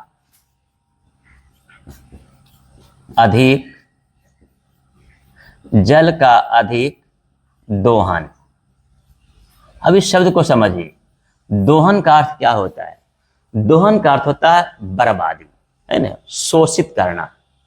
अब इसका अर्थ ये हुआ कि हमारे पास जो जल है, हम उस जल को बिना सोचे समझे व्यर्थ बर्बाद करने का क्या कर रहे हैं, काम कर रहे हैं। एक उदाहरण देते हैं, आपके पास घरों में टंकी होता है, जो जल को मोटर के द्वारा जल को उसमें संचित रखने का काम करते हैं। आप क्या करते हैं, टंकी को खोल देते हैं और आप लापरवाह हो जाते हैं, और लापरवाही के कारण क्या हो जाता है कि पानी जो है कई मात्राओं में बह जाता है, बर्बाद हो जाता है। एक टंकी भरने के लिए आप एक टंकी का पानी व्यर्थ क्या करते हैं, बर्बाद कर देते हैं। तो इस तरह से छोटी छोटी हम लोगों के द्वारा जो आदतों को विकसित कर लिया गया है, उनसे जल की क्या हो रही है, बर्बादी हो रही है। जैसे मान लीजिए कि अगर स्नान हम 1 बाल्टी पानी से भी कर सकते हैं, तो फिर 2 और 3 बाल्टी पानी यूज करने से क्या फायदा होगा। तो बिना सोचे समझे हम जल की घोर बर्बादी करने का काम करते हैं, और इसके कारण हमारे बीच से जो है शुद्ध जल की मात्राएं धीरे धीरे क्या हो रही है, घट रही है। अर्थात इसके स्तर का गिरना जल का अधिक दोहन कहलाता है, और इन जलों के अधिक दोहन से भी हमारे पास क्या हो रहे हैं, सुखाड़ जैसी या सूखा जैसी उत्पन्न हो रहे हैं। अब आगे आइए, जल जमाव की कमी। जल जमाव की कमी होगा, छठा पॉइंट हम लोग देखेंगे। क्या देखेंगे, जल जमाव की कमी। देखिए, जल जमाव की कमी। अब इसको आप समझिए, ये जल जमाव क्या है।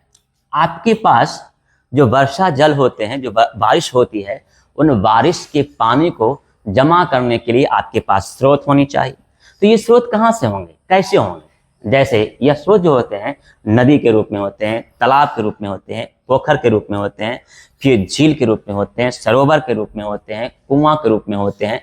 ये सब क्या है, ये सब जल स्रोत हैं, और इन्हीं सब स्रोतों में बारिश का पानी या वर्षा का जल जो होता है उसमें संचित होता है। लेकिन आप सोचिए ना कि आबादी के बढ़ने से क्या हो रहा है, इन स्रोतों को हम भरते जा रहे हैं।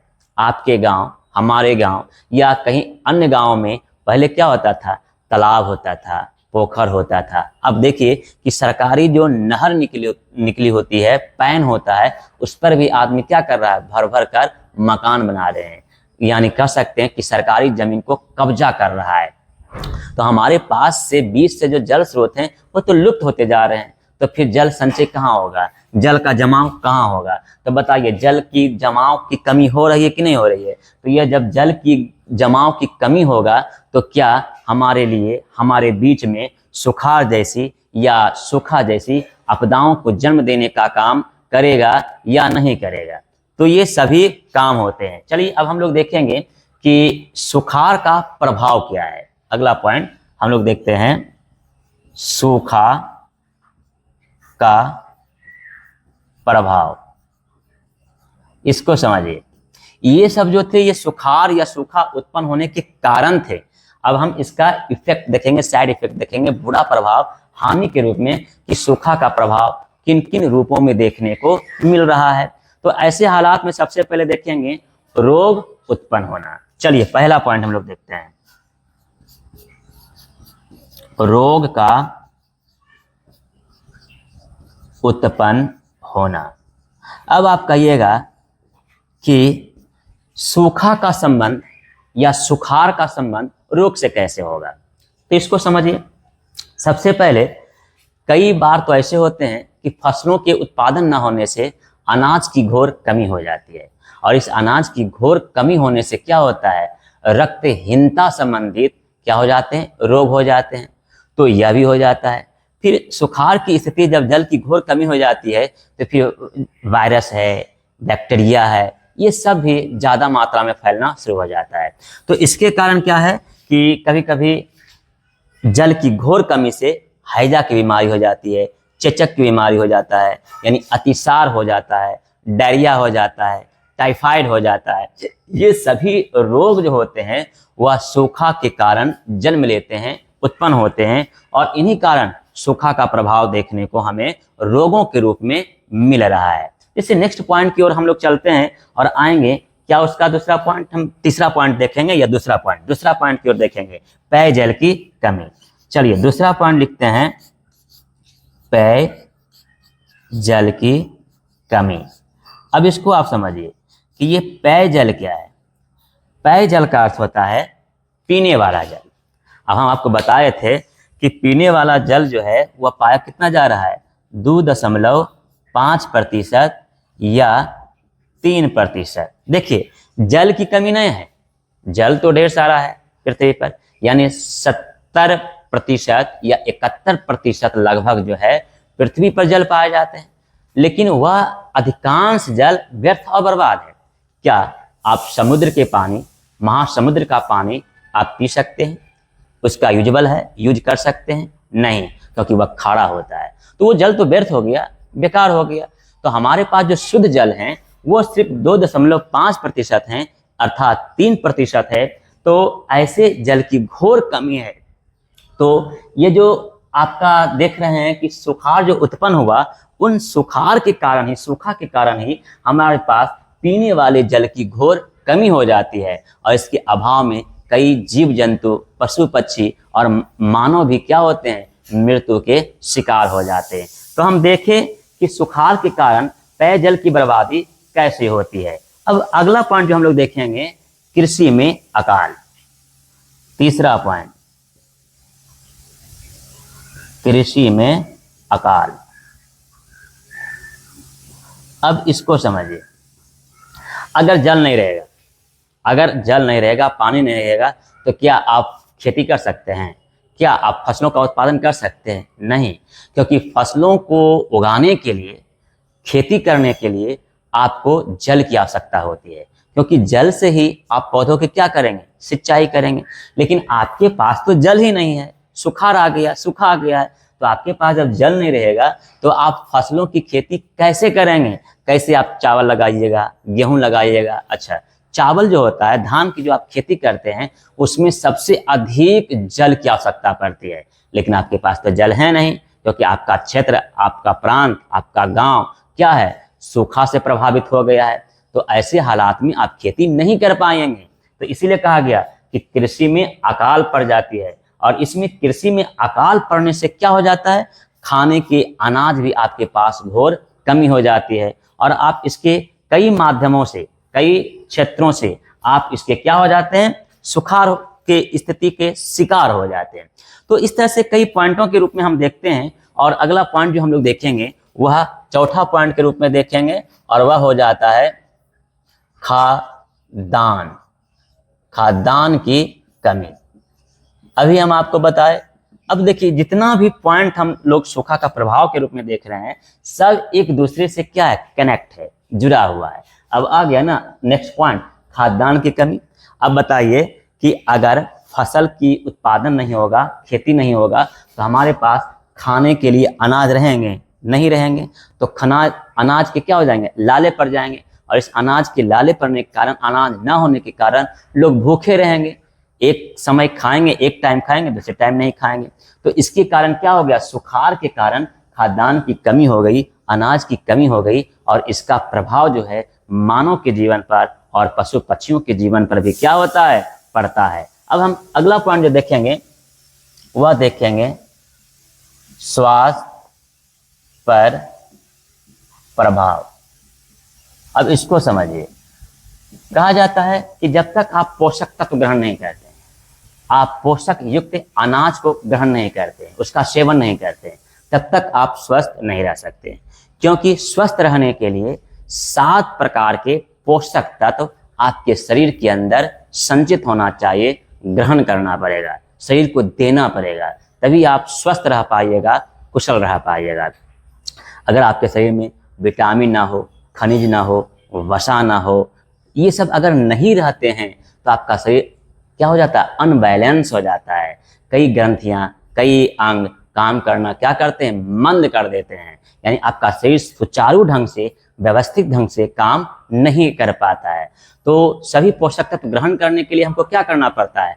हर एक प्रकार का भोजन, हर एक प्रकार का पेय पदार्थों का सेवन करना पड़ता है। अर्थात आपके लिए चावल भी जरूरी है तो गेहूं भी जरूरी है, आपके लिए सब्जी भी जरूरी है तो साग भी जरूरी है, आपके लिए भोजन जहाँ तक जरूरी है वहीं शुद्ध पानी पीना भी आपके लिए जरूरी है।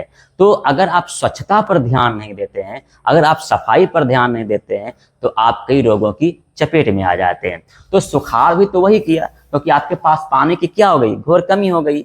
और पानी पीने के लिए अगर आपके पास जल नहीं होगा तो आपके शरीर में जल की घोर कमी हो जाएगी। और जल की घोर कमी होने के कारण कई रोग आपको क्या करेंगे? आपको अधीन कर लेंगे, अपना गुलाम बना लेंगे और आप कई रोगों की चपेट में आ जाएंगे। इसीलिए कहा गया कि सुखाड़ जो है वह स्वास्थ्य पर बुरा प्रभाव छोड़ने का क्या करता है? काम करता है। अगला पॉइंट जो हम लोग देखेंगे आर्थिक प्रभाव के रूप में देखेंगे। चलिए छठा पॉइंट देखते हैं, आर्थिक प्रभाव। अब इसको आप समझिए कि ये आर्थिक प्रभाव क्या है। अगर जल की घोर कमी है तो आप फसलों का उत्पादन नहीं कीजिएगा। अगर जल की घोर कमी है तो आप उद्योग नहीं चला पाइएगा। अगर आपके पास जल की घोर कमी है तो आप पशुपालन भी ठीक से नहीं कर पाएंगे, तो आपके रोजगार छीन लिए गए, आपके रोजगार समाप्त हो गए, तो आपका आर्थिक स्थिति क्या हो जाएगी, कमजोर हो जाएगी, अर्थात आप बेरोजगार हो जाएंगे और आप गरीब हो जाएंगे। तो इस गरीबी के कारण, अब रोजगार होने के कारण क्या होता है, मारपीट शुरू हो जाता है, लूट शुरू हो जाता है, चोरी होना शुरू हो जाता है, हिंसात्मक घटनाएं घटनी शुरू हो जाती है। तो ये सब हिंसात्मक प्रवृत्ति जैसे अंजाम भी उत्पन्न होना शुरू हो जाता है। तो इस प्रकार हम कहेंगे कि सुखाड़ के कारण जो है वह आर्थिक प्रभाव को जन्म देता है, और आर्थिक प्रभाव जन्म लेने के कारण क्या हो जाता है, सबको प्रभावित करने का काम करता है। अब अगला पॉइंट जो हम लोग देखेंगे, पारिस्थितिक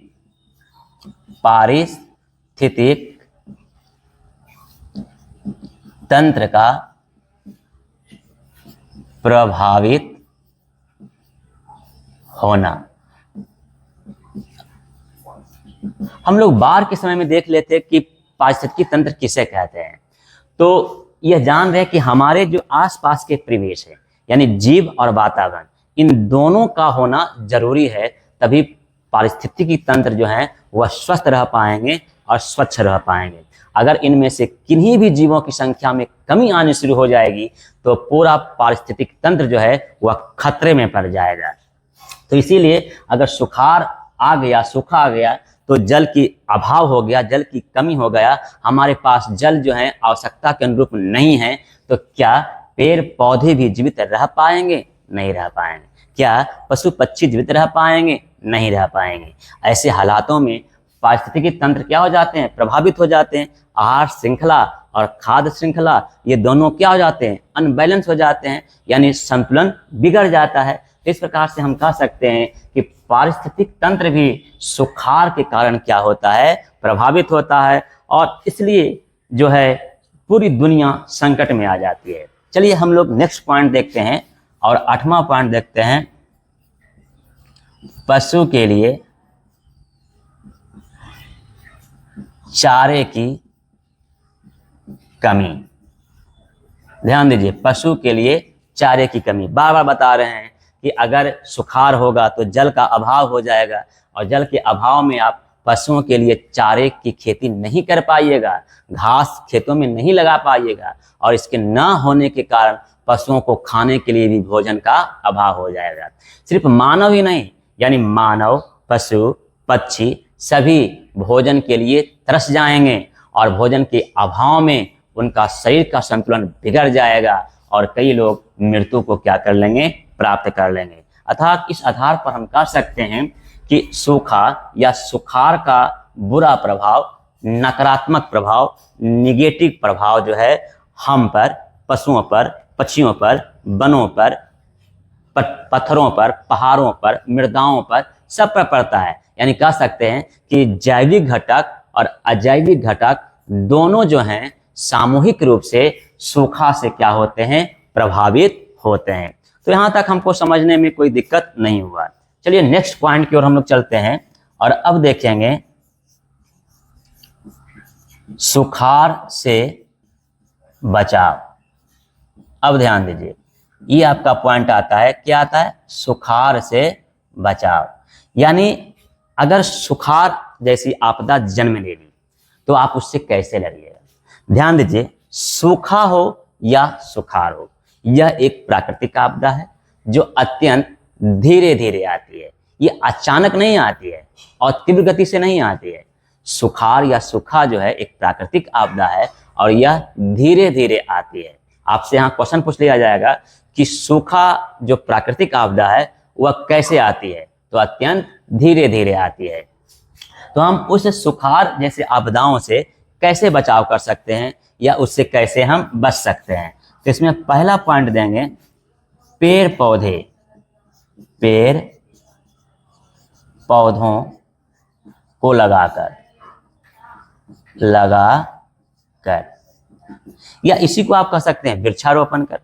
यानी हम अधिक से अधिक अगर पेड़ पौधे लगाएंगे तो पेड़ पौधे क्या करेंगे, मानसून लाने का काम करेंगे, हमारे क्षेत्रों में मानसून को लाने का कार्य करेगा।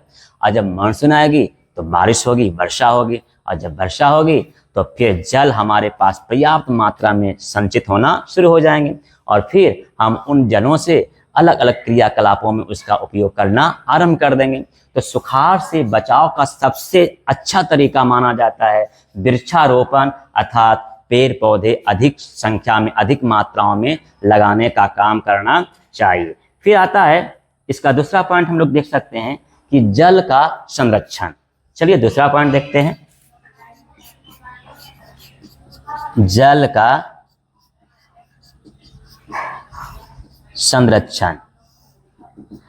अब जल का संरक्षण मतलब क्या है? 2 नंबर में क्वेश्चन पूछेगा कि जल का संरक्षण से आप क्या समझते हैं, या जल संरक्षण प्रबंधन क्या है? तो कहेंगे कि जल का विवेकपूर्ण और नियोजित तरीके से उपयोग करना ही जल का संरक्षण एवं प्रबंधन कहलाता है।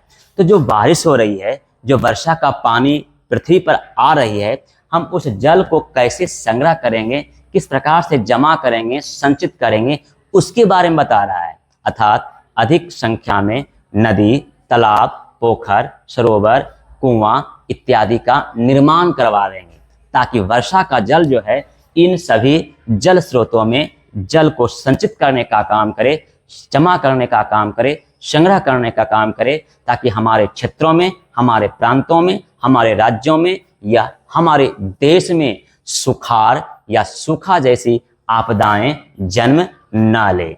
चलिए अब इसका नेक्स्ट पॉइंट हम लोग चलते हैं कि सुखाड़ से बचने के लिए हमें और किन किन बिंदुओं पर ध्यान देने की आवश्यकता होती है। चलिए तो अगला पॉइंट जो देखते हैं वो देखेंगे सिंचाई, सिंचाई के साधनों का विकास, साधनों का विकास। अब इसको समझिए, क्योंकि खेती करने के लिए, फसल उत्पादन करने के लिए हमें जल की आवश्यकता होती है, ताकि उस जल से हम सिंचाई कर सकते हैं। तो सिंचाई के साधनों का आपको विकास करना पड़ेगा। इसके लिए आपको क्या करना पड़ेगा? नदी बांध का निर्माण करना होगा, नहर का निर्माण करना होगा, कृत्रिम जलाशय का निर्माण करना होगा, उसके बाद पंपिंग सेट का निर्माण करना होगा। तो अगर हम इन तरीकों को अपनाते हैं, सिंचाई के साधन को डेवलप करते हैं, तो कम जल को भी हम अधिक उपयोगी बनाकर खेती करने में, फसलों के उत्पादन करने में क्या हो सकते हैं? सामर्थ्य बन सकते हैं।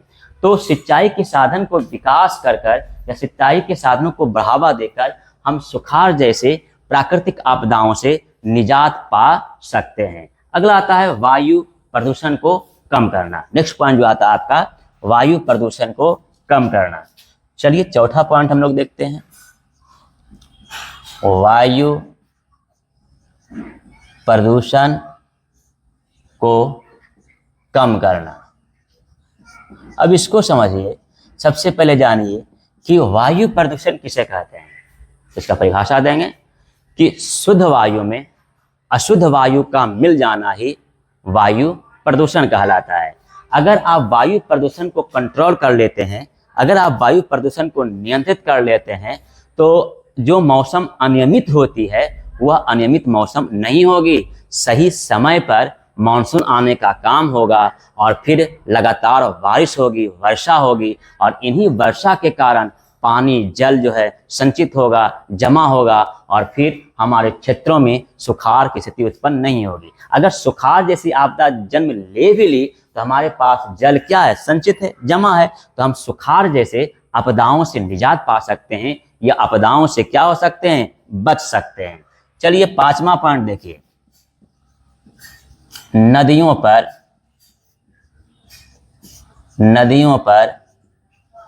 बांध बनाकर। अब समझिए कि क्या है जो नदी है, जैसे क्या है? कोसी नदी है, जैसे हीराकुंड नदी है, जैसे मान लीजिए कि आपका गंगा नदी है, या मान लीजिए कृष्णा कावेरी नदी है। ये जितनी भी नदियां हैं, इन नदियों पर अगर हम बांध बनाते हैं तो फिर वर्षा के जलों को उसमें संचित करते हैं, कई वर्षों तक उसमें संचित रहेगा, जमा रहेगा। और अगर सुखाड़ जैसी आपदाएं आती है तो तो हम उन आपदाओं से अच्छी पूर्वक लड़ सकते हैं और सुखाड़ जैसी आपदा हमें कुछ भी बिगाड़ने का काम नहीं कर सकती है। तो नदियों पर हमें क्या करना होगा, बांध बनाना होगा। जैसे मान लीजिए हीराकुद बांध, आप जाने होंगे कि हीराकुद बांध कहाँ है, उड़ीसा में है। और इन हीराकुद बांध जो है जल को संचित करने का काम करता है, अर्थात हीराकुद बांध जो है वह भारत की सबसे लंबी बांध मानी जाती है और यह लगभग 4801 मीटर जो है लंबी है। तो हीराकुद बांध पर महानदी पर है ना, महानदी में जो उड़ीसा में महानदी है उस पर एक बांध बनाया गया जिसका नाम क्या, हीराकुद बांध है। और यह मानव और जीव जंतुओं को क्या करती है, आवश्यकताओं को पूरा करने का काम करती है। जैसे भाखड़ा नांगल बांध, तो ये भाखड़ा नांगल बांध कहाँ है, ये आपका पंजाब में है। तो सतलज नदी पर भाखड़ा बांध का निर्माण किया गया। जैसे अगर हम कह दें मान लीजिए बिहार, तो कोसी नदी पर क्या हुआ, बांध बनाया गया।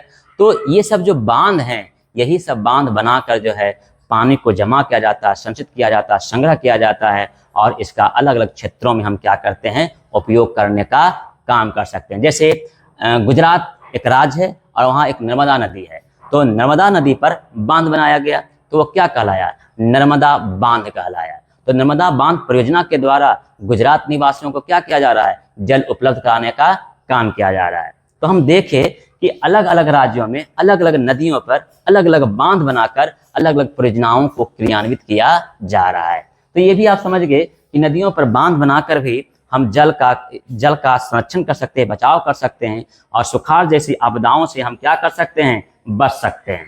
चलिए अगला पॉइंट हम लोग देखते हैं। चलिए हम लोग देखते हैं छठे पॉइंट की ओर देखते हैं। छठा पॉइंट क्या कह रहा है, छठा पॉइंट कह रहा है कि नदियों को आपस में जोड़ना। अब इसको समझिए, जितने भी विभिन्न प्रकार की नदियां हैं उन नदियों को आपस में जोड़ दीजिए। इससे क्या होगा कि जिस नदी में जल नहीं है, जल का अभाव है, तो उनमें जल की पूर्ति हो जाएगी और फिर वो नदियां जिन जिन क्षेत्रों से होकर, जिन जिन गांवों से होकर गुजर रही है, उन गांवों को, उन शहरों को, उन क्षेत्रों को जल की क्या हो जाती है, उपलब्धता हो जाती है। और जब जल उपलब्ध हो जाता है तो फिर वह खेती करने में, पानी को पीने के रूप में, घरेलू कार्यों में, औद्योगिक संयंत्रों में उसका उपयोग करने में वो क्या हो जाते हैं, सामर्थ्य बन जाते हैं, यानी कि उनके पास उपलब्धता हो जाती है। तो हम अगर नदियों को आपस में जोड़ दें तो इससे हमारे पास जल की घोर कमी नहीं होगी, क्योंकि नदियों को आपस में जोड़ने से नहरों का भी निर्माण होगा और उन्हीं नहरों से हम कृत्रिम जलाशय बनाते हैं और गांव-गांव तक उस जल को पहुंचाने का काम करते हैं। तो यहाँ तक हम लोग देख लिए कि कैसे जो होता है सूखा से लड़ने के लिए, सूखा से बचने के लिए हम इनका प्रबंधन या व्यवस्था करने का क्या करते हैं, काम करते हैं। अब जो इसका अगला पॉइंट आता है भूमिगत जल का उपयोग। चलिए इसको देख लेते हैं। सातवां पॉइंट, भूमिगत जल का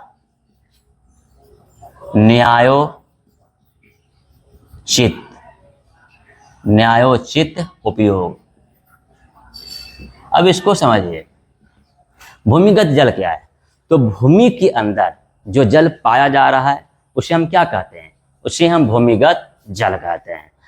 तो जैसे कुआं हो गया, ट्यूबवेल हो गया, चापाकल हो गया, बोरिंग हो गया, हम इन्हीं माध्यमों से जल को क्या करते हैं, निकालने का काम करते हैं। और जब जल निकालते हैं तो उसको दैनिक जीवन में क्या करते हैं, उपयोग करने का भी काम करते हैं।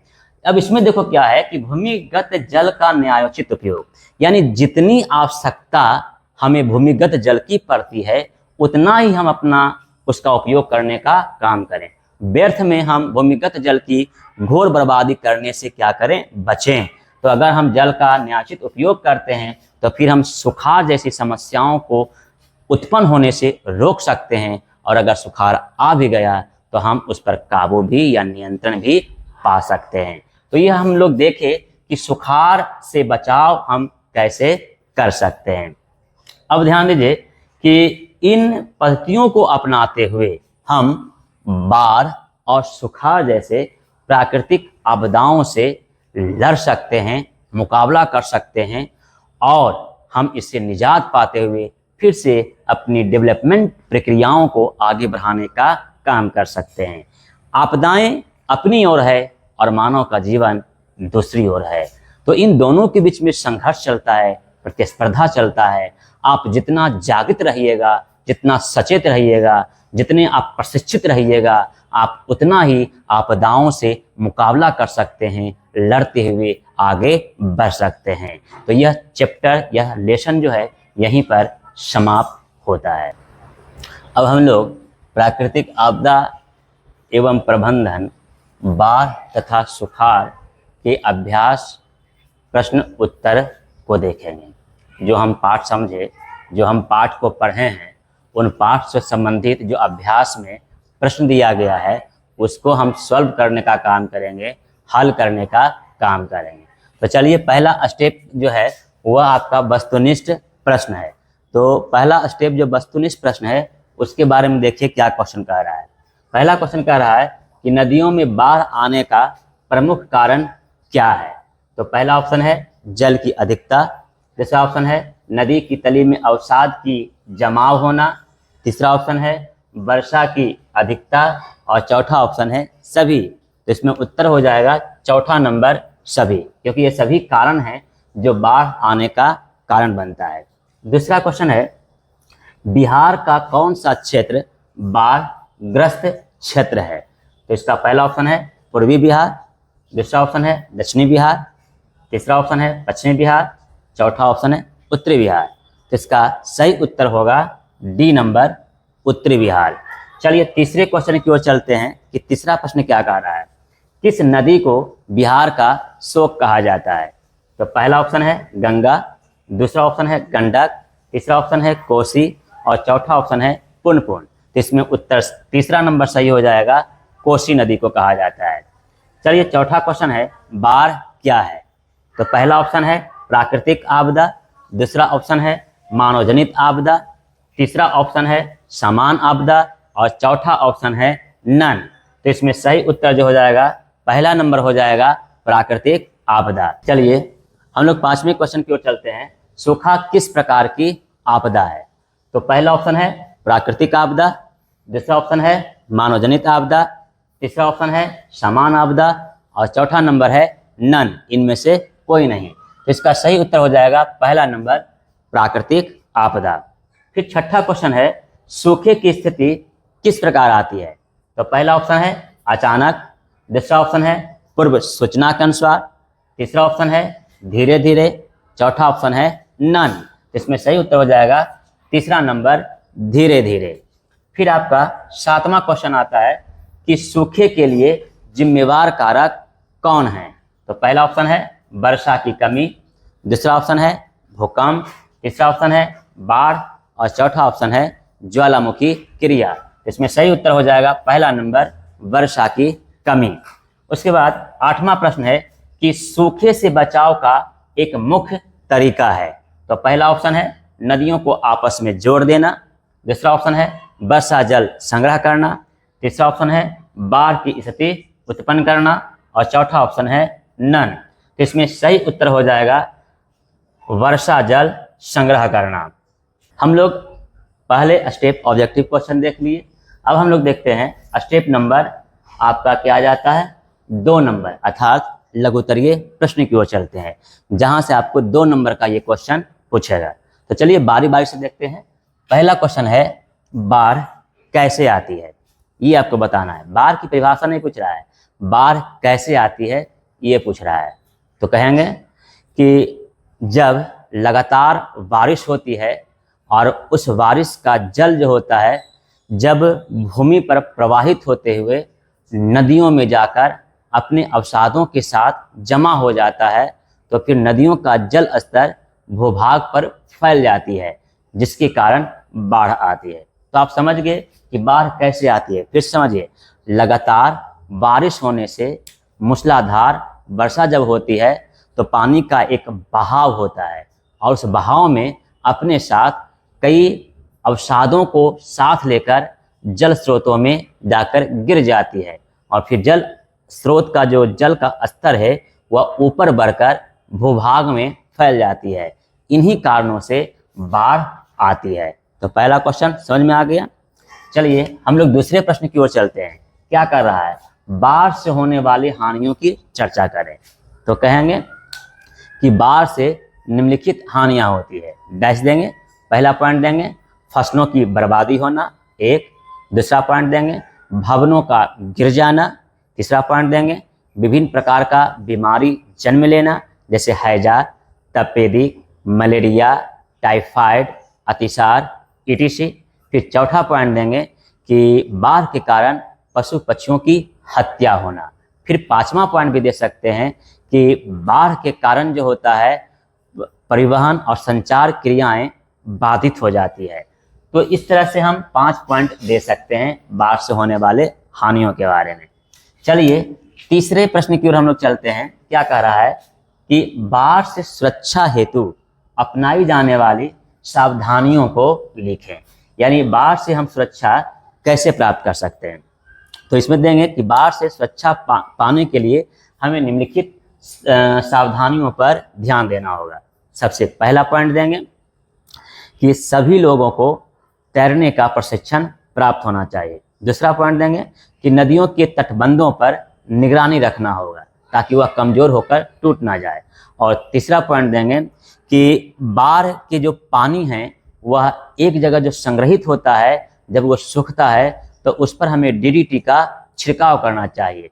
उसके बाद चौथा हम दे सकते हैं सावधानी कि बाढ़ के समय में जहरीले जीव उत्पन्न होते हैं, जैसे सांप, बिच्छा, ये सब होता है। तो उसको हम कैसे उनसे हम बच सकते हैं, इस पर ध्यान देने की आवश्यकता है।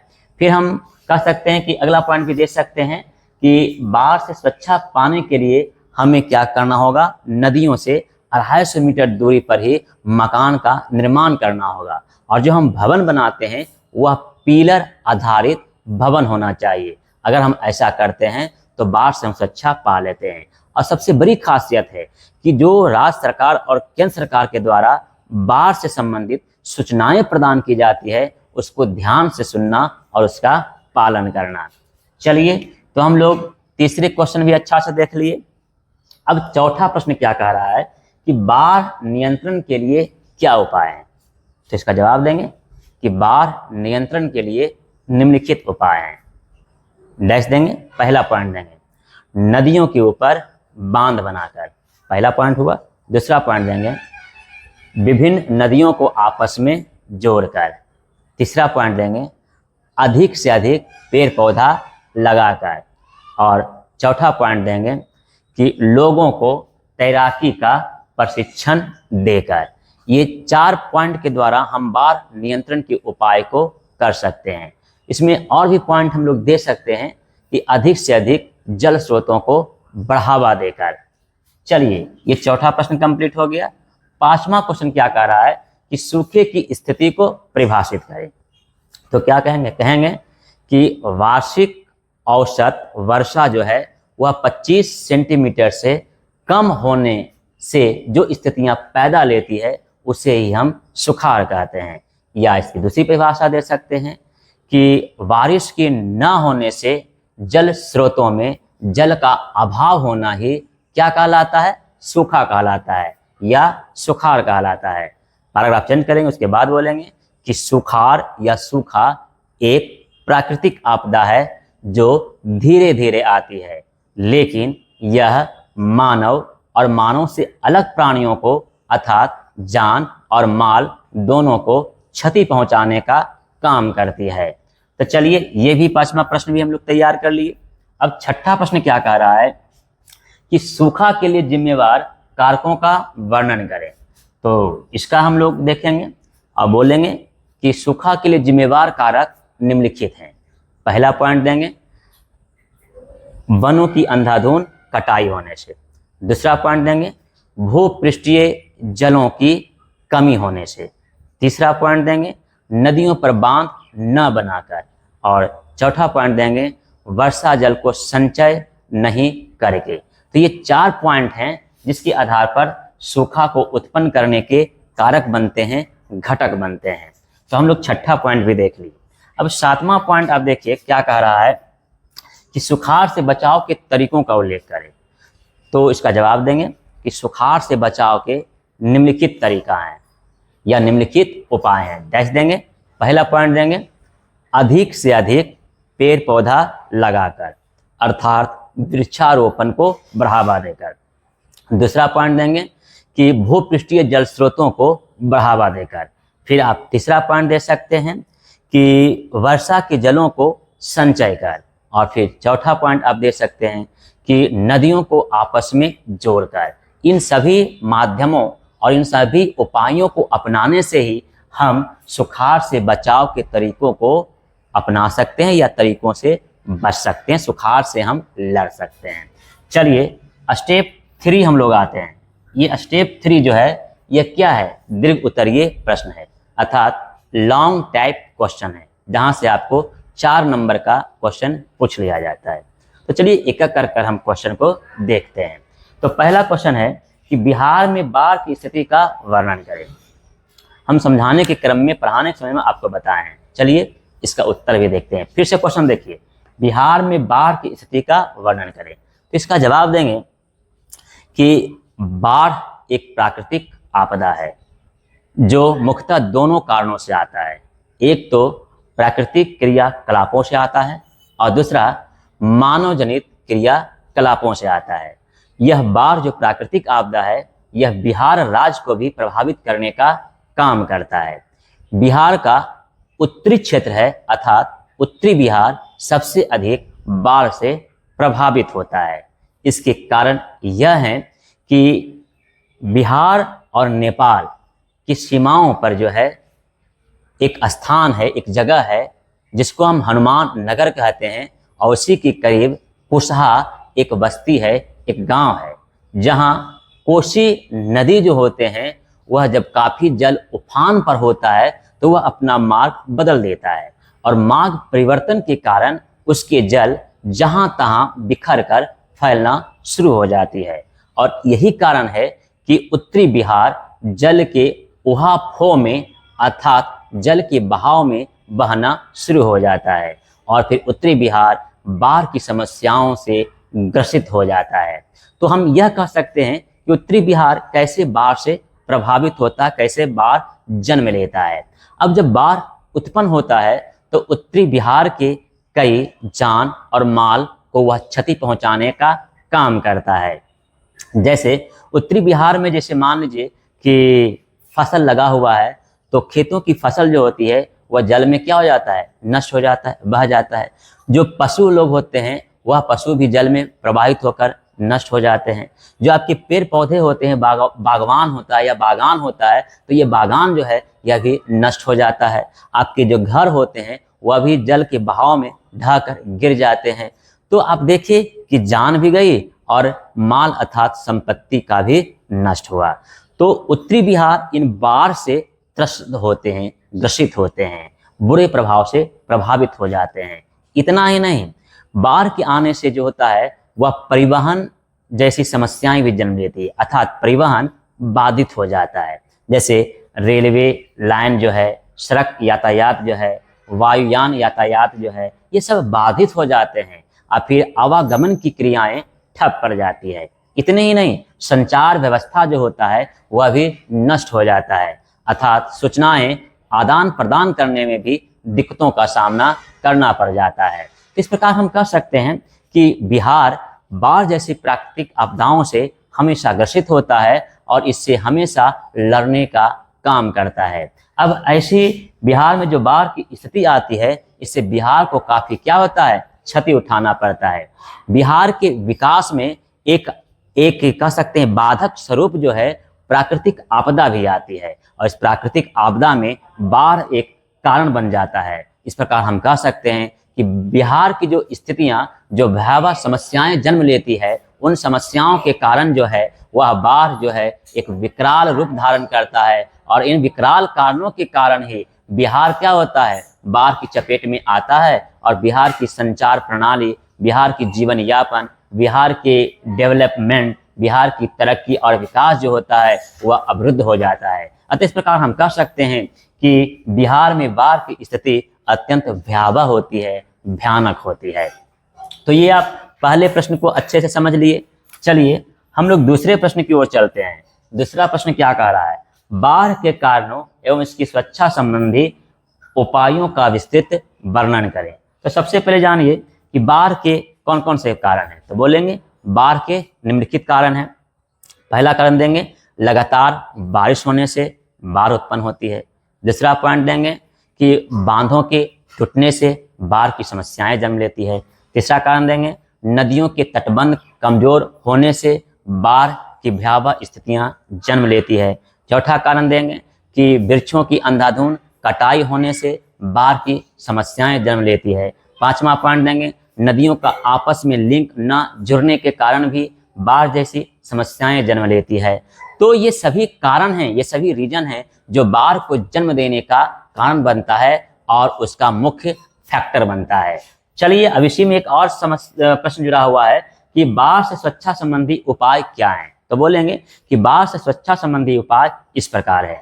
पहला पॉइंट देंगे कि अधिक से अधिक पेड़ पौधे को लगाने का काम करेंगे, अर्थात वृक्षारोपण को बढ़ावा देंगे। दूसरा पॉइंट देंगे कि नदियों के ऊपर क्या करेंगे, बांध का निर्माण करेंगे। तीसरा पॉइंट देंगे कि नदियों के तटबंध को कंक्रीट यानी पत्थर, बालू, सीमेंट और छड़ के द्वारा मजबूती देने का काम करेंगे। चौथा पॉइंट आप देख सकते हैं कि वर्षा जलों को संग्रह करने का काम करेंगे। पांचवा पॉइंट देंगे कि भूपृष्ठीय जल स्रोतों को बढ़ावा देंगे, जैसे नदी, तालाब, पोखर, झील, सरोवर, इन सभी क्षेत्रों को क्या करें। फिर इसका हम नेक्स्ट पॉइंट बता सकते हैं कि सूचना तंत्र को मजबूती प्रदान कर या मजबूत बनाकर। अगर सूचना तंत्र को हम मजबूत बनाते हैं तो बाढ़ से संबंधित जितनी भी सूचनाएं हैं एक जगह से दूसरी जगह आसानी पूर्वक पहुंच सकती है और हम बाढ़ से क्या हो सकते हैं, बच सकते हैं। तो इसका अगला पॉइंट हम दे सकते हैं कि बाढ़ से बचाव के लिए सामूहिक प्रयास, सामुदायिक विकास को हम बढ़ावा देंगे, अर्थात बिना भेदभाव किए हुए अगर एक साथ रहते हैं तो बाढ़ जैसी आपदाओं से हम सुरक्षा पा सकते हैं। तो ये सभी कारण हैं जिन कारणों से हम बाढ़ जैसी आपदाओं से अपने आप को सुरक्षित कर सकते हैं और लोगों को भी सुरक्षा देने का काम कर सकते हैं, क्योंकि यह बाढ़ जैसी आपदाओं के लिए बचाव के उपाय और प्रबंधन की एक कला मानी जाती है। सबसे बड़ी खासियत यह है कि लोगों को तैराकी का प्रशिक्षण देना चाहिए। अगर वो तैरने के लिए जानते हैं तो वह बाढ़ से खुद को, अपने आप को बचाव कर सकते हैं बाढ़ से, और लोगों को भी बचाने का काम कर सकते हैं। तो चलिए अब तीसरे क्वेश्चन की ओर चलते हैं कि सुखाड़ के कारणों एवं इसके बचाव के तरीकों का विस्तृत वर्णन करें। सुखाड़ उत्पन्न होने के क्या क्या कारण हैं। तो बोलेंगे कि सुखाड़ उत्पन्न होने के निम्नलिखित कारण हैं। सबसे पहला कारण देंगे कि वर्षा जल का अभाव होना। दूसरा देंगे कि भूपृष्ठीय जल स्रोतों की कमी होना। तीसरा पॉइंट देंगे वृक्षों की अंधाधुंध कटाई होने से। चौथा पॉइंट देंगे कि नदियों के ऊपर बांध का निर्माण न होकर। पांचवा पॉइंट दे सकते हैं कि जलों को संग्रह करने के लिए जो है जल स्रोतों का अभाव होना। फिर आप कह सकते हैं, इसका अगला पॉइंट आप दे सकते हैं, सुखाड़ उत्पन्न होने के कारण कि भूमिगत जल का स्तर का नीचे चला जाना। तो ये सब कारण हैं जो सुखाड़ या सूखा की स्थिति को पैदा करता है। अब इसी में एक और क्वेश्चन जुड़ा हुआ है, इसके बचाव के उपाय। तो बोलेंगे कि सुखाड़ से बचाव के निम्नलिखित उपाय हैं। पहला पॉइंट देंगे अधिक से अधिक पेड़ पौधा लगाना, अर्थात वृक्षारोपण को बढ़ावा देना। दूसरा पॉइंट देंगे कि वर्षा जल के संचय करना या वर्षा जल को जमा करके रखना, ताकि हम सुखाड़ जैसी आपदाओं से लड़ सकते हैं। तीसरा पॉइंट देंगे कि नदियों के ऊपर बांध बनाकर। चौथा पॉइंट दे सकते हैं कि नदियों को आपस में जोड़कर। पांचवा पॉइंट दे सकते हैं कि नदियों के द्वारा कृत्रिम जलाशय को निकालकर। छठा पॉइंट दे सकते हैं कि नदियों से नहर निकालकर। अगर ये सारे पद्धतियों को अपनाते हैं, सारे प्रणालियों को अपनाते हैं, तो इन प्रणालियों को अपनाते हुए हम क्या कर सकते हैं, सुनामी से बचाव कर सकते हैं, सुनामी से लड़ सकते हैं। और सुनामी कहते हैं कि सुखाड़ से हम इन पद्धतियों को अपनाकर सुखाड़ से लड़ सकते हैं, सुखाड़ से बच सकते हैं और सुखाड़ जैसी आपदाओं को मात दे सकते हैं, तथा सुखाड़ जैसी आपदाएं हमें कुछ भी बिगाड़ नहीं सकती है। तो इस तरह से हम क्वेश्चन आंसर भी देख लिए और हमें पूरा विश्वास है और आप लोग भी आश्वस्त होंगे कि यह चैप्टर आपका क्या हो गया होगा, पूरी तरह से क्लियर हो गया होगा, आप अच्छे से समझ लिए होंगे। इसमें किसी प्रकार की किसी को भी किसी तरह की प्रश्नों को लेकर, उसके उत्तर को लेकर आपकी समस्या पैदा नहीं होगी। इसी के साथ हम इसको समाप्त करते हैं। धन्यवाद।